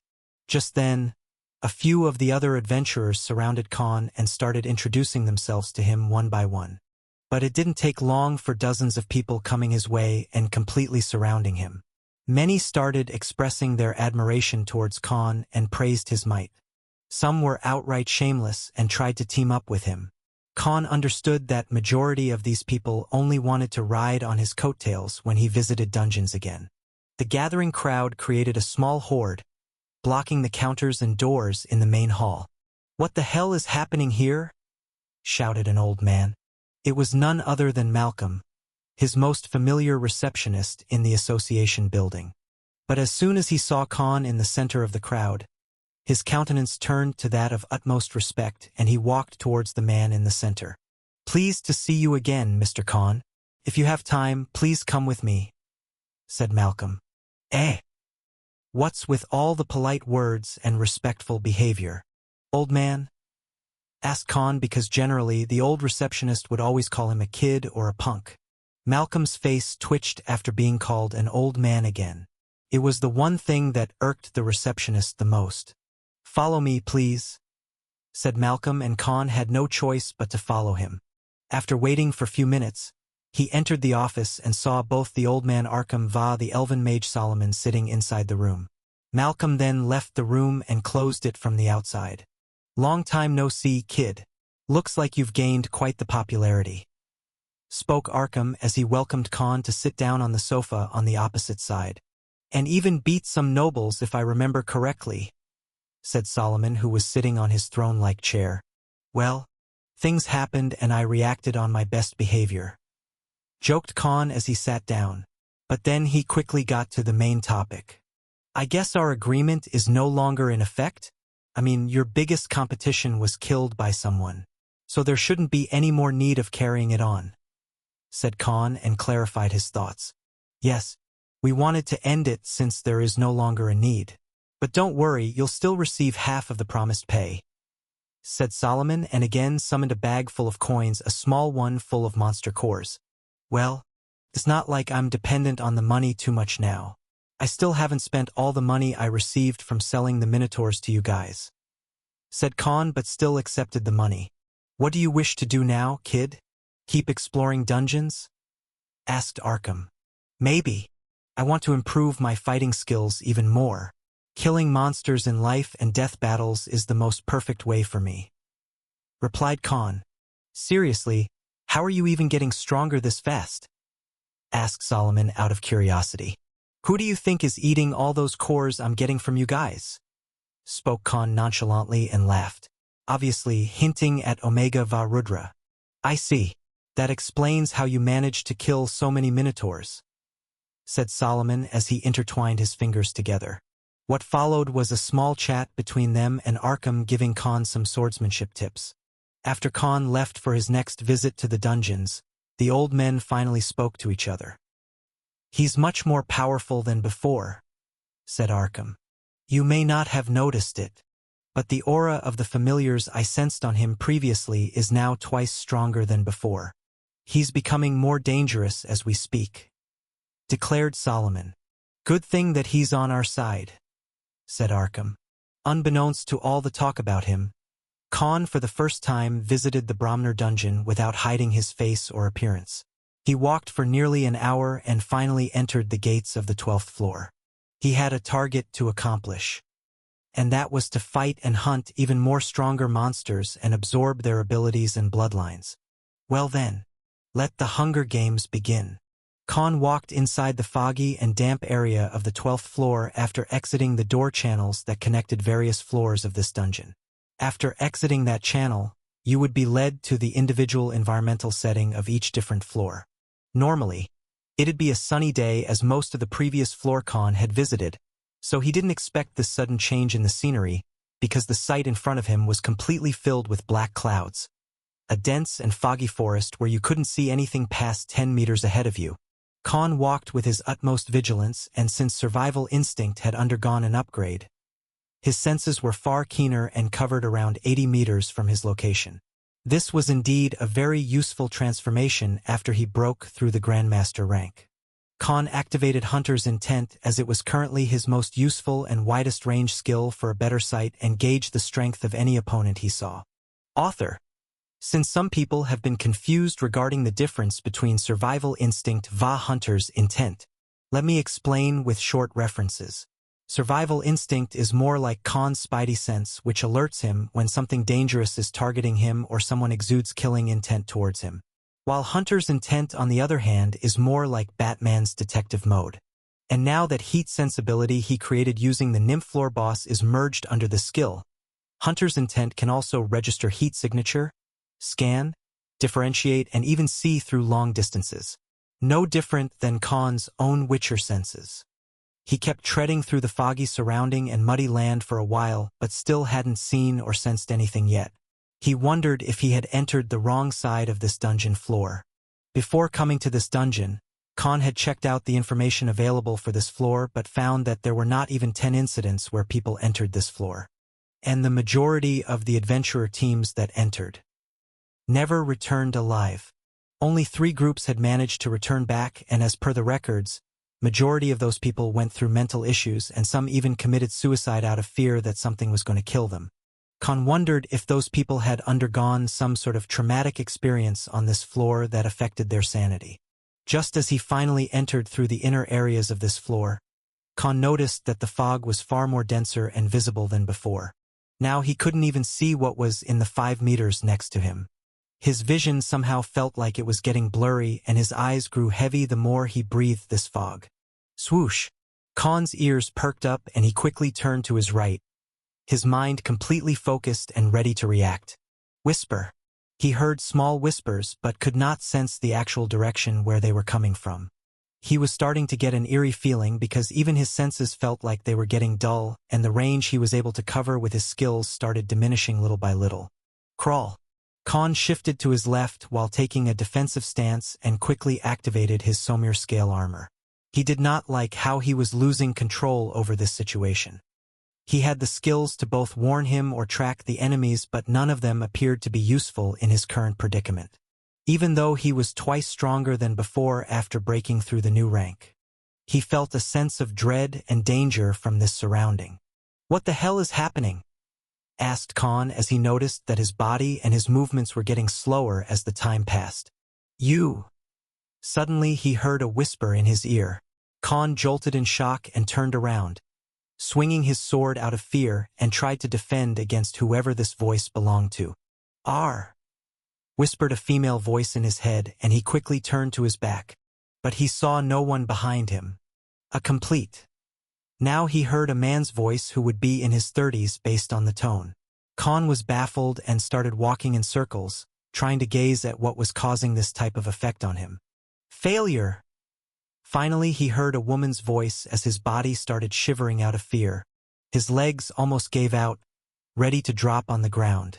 But just then he saw black shadows slithering towards him from this fog and slowly approach him from 4 different sides.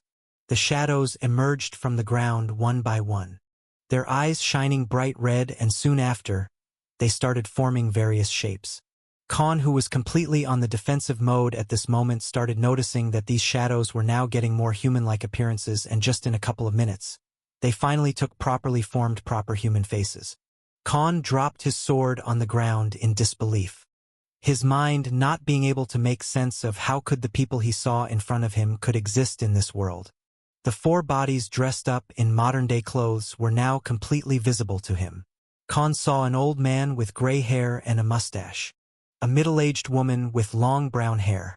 The man who looked to be in his 30s had a buffed-up body, while the woman that appeared the last looked quite gorgeous for someone who had entered her 30s. Khan dropped on the ground as the people in front started walking close to him one by one. "Look at you. Still so pathetic and alone," said the old man. "I can't believe I was related to such a useless human being," spoke the middle-aged woman. "Still a weakling and a coward," said the buffed man. "I'm ashamed to even admit that I knew someone like you," spoke the woman. Khan, who finally managed to recover from the shock, found the sight impossible, because the people that stood in front of him at this moment were someone he knew very closely in his previous life. His family,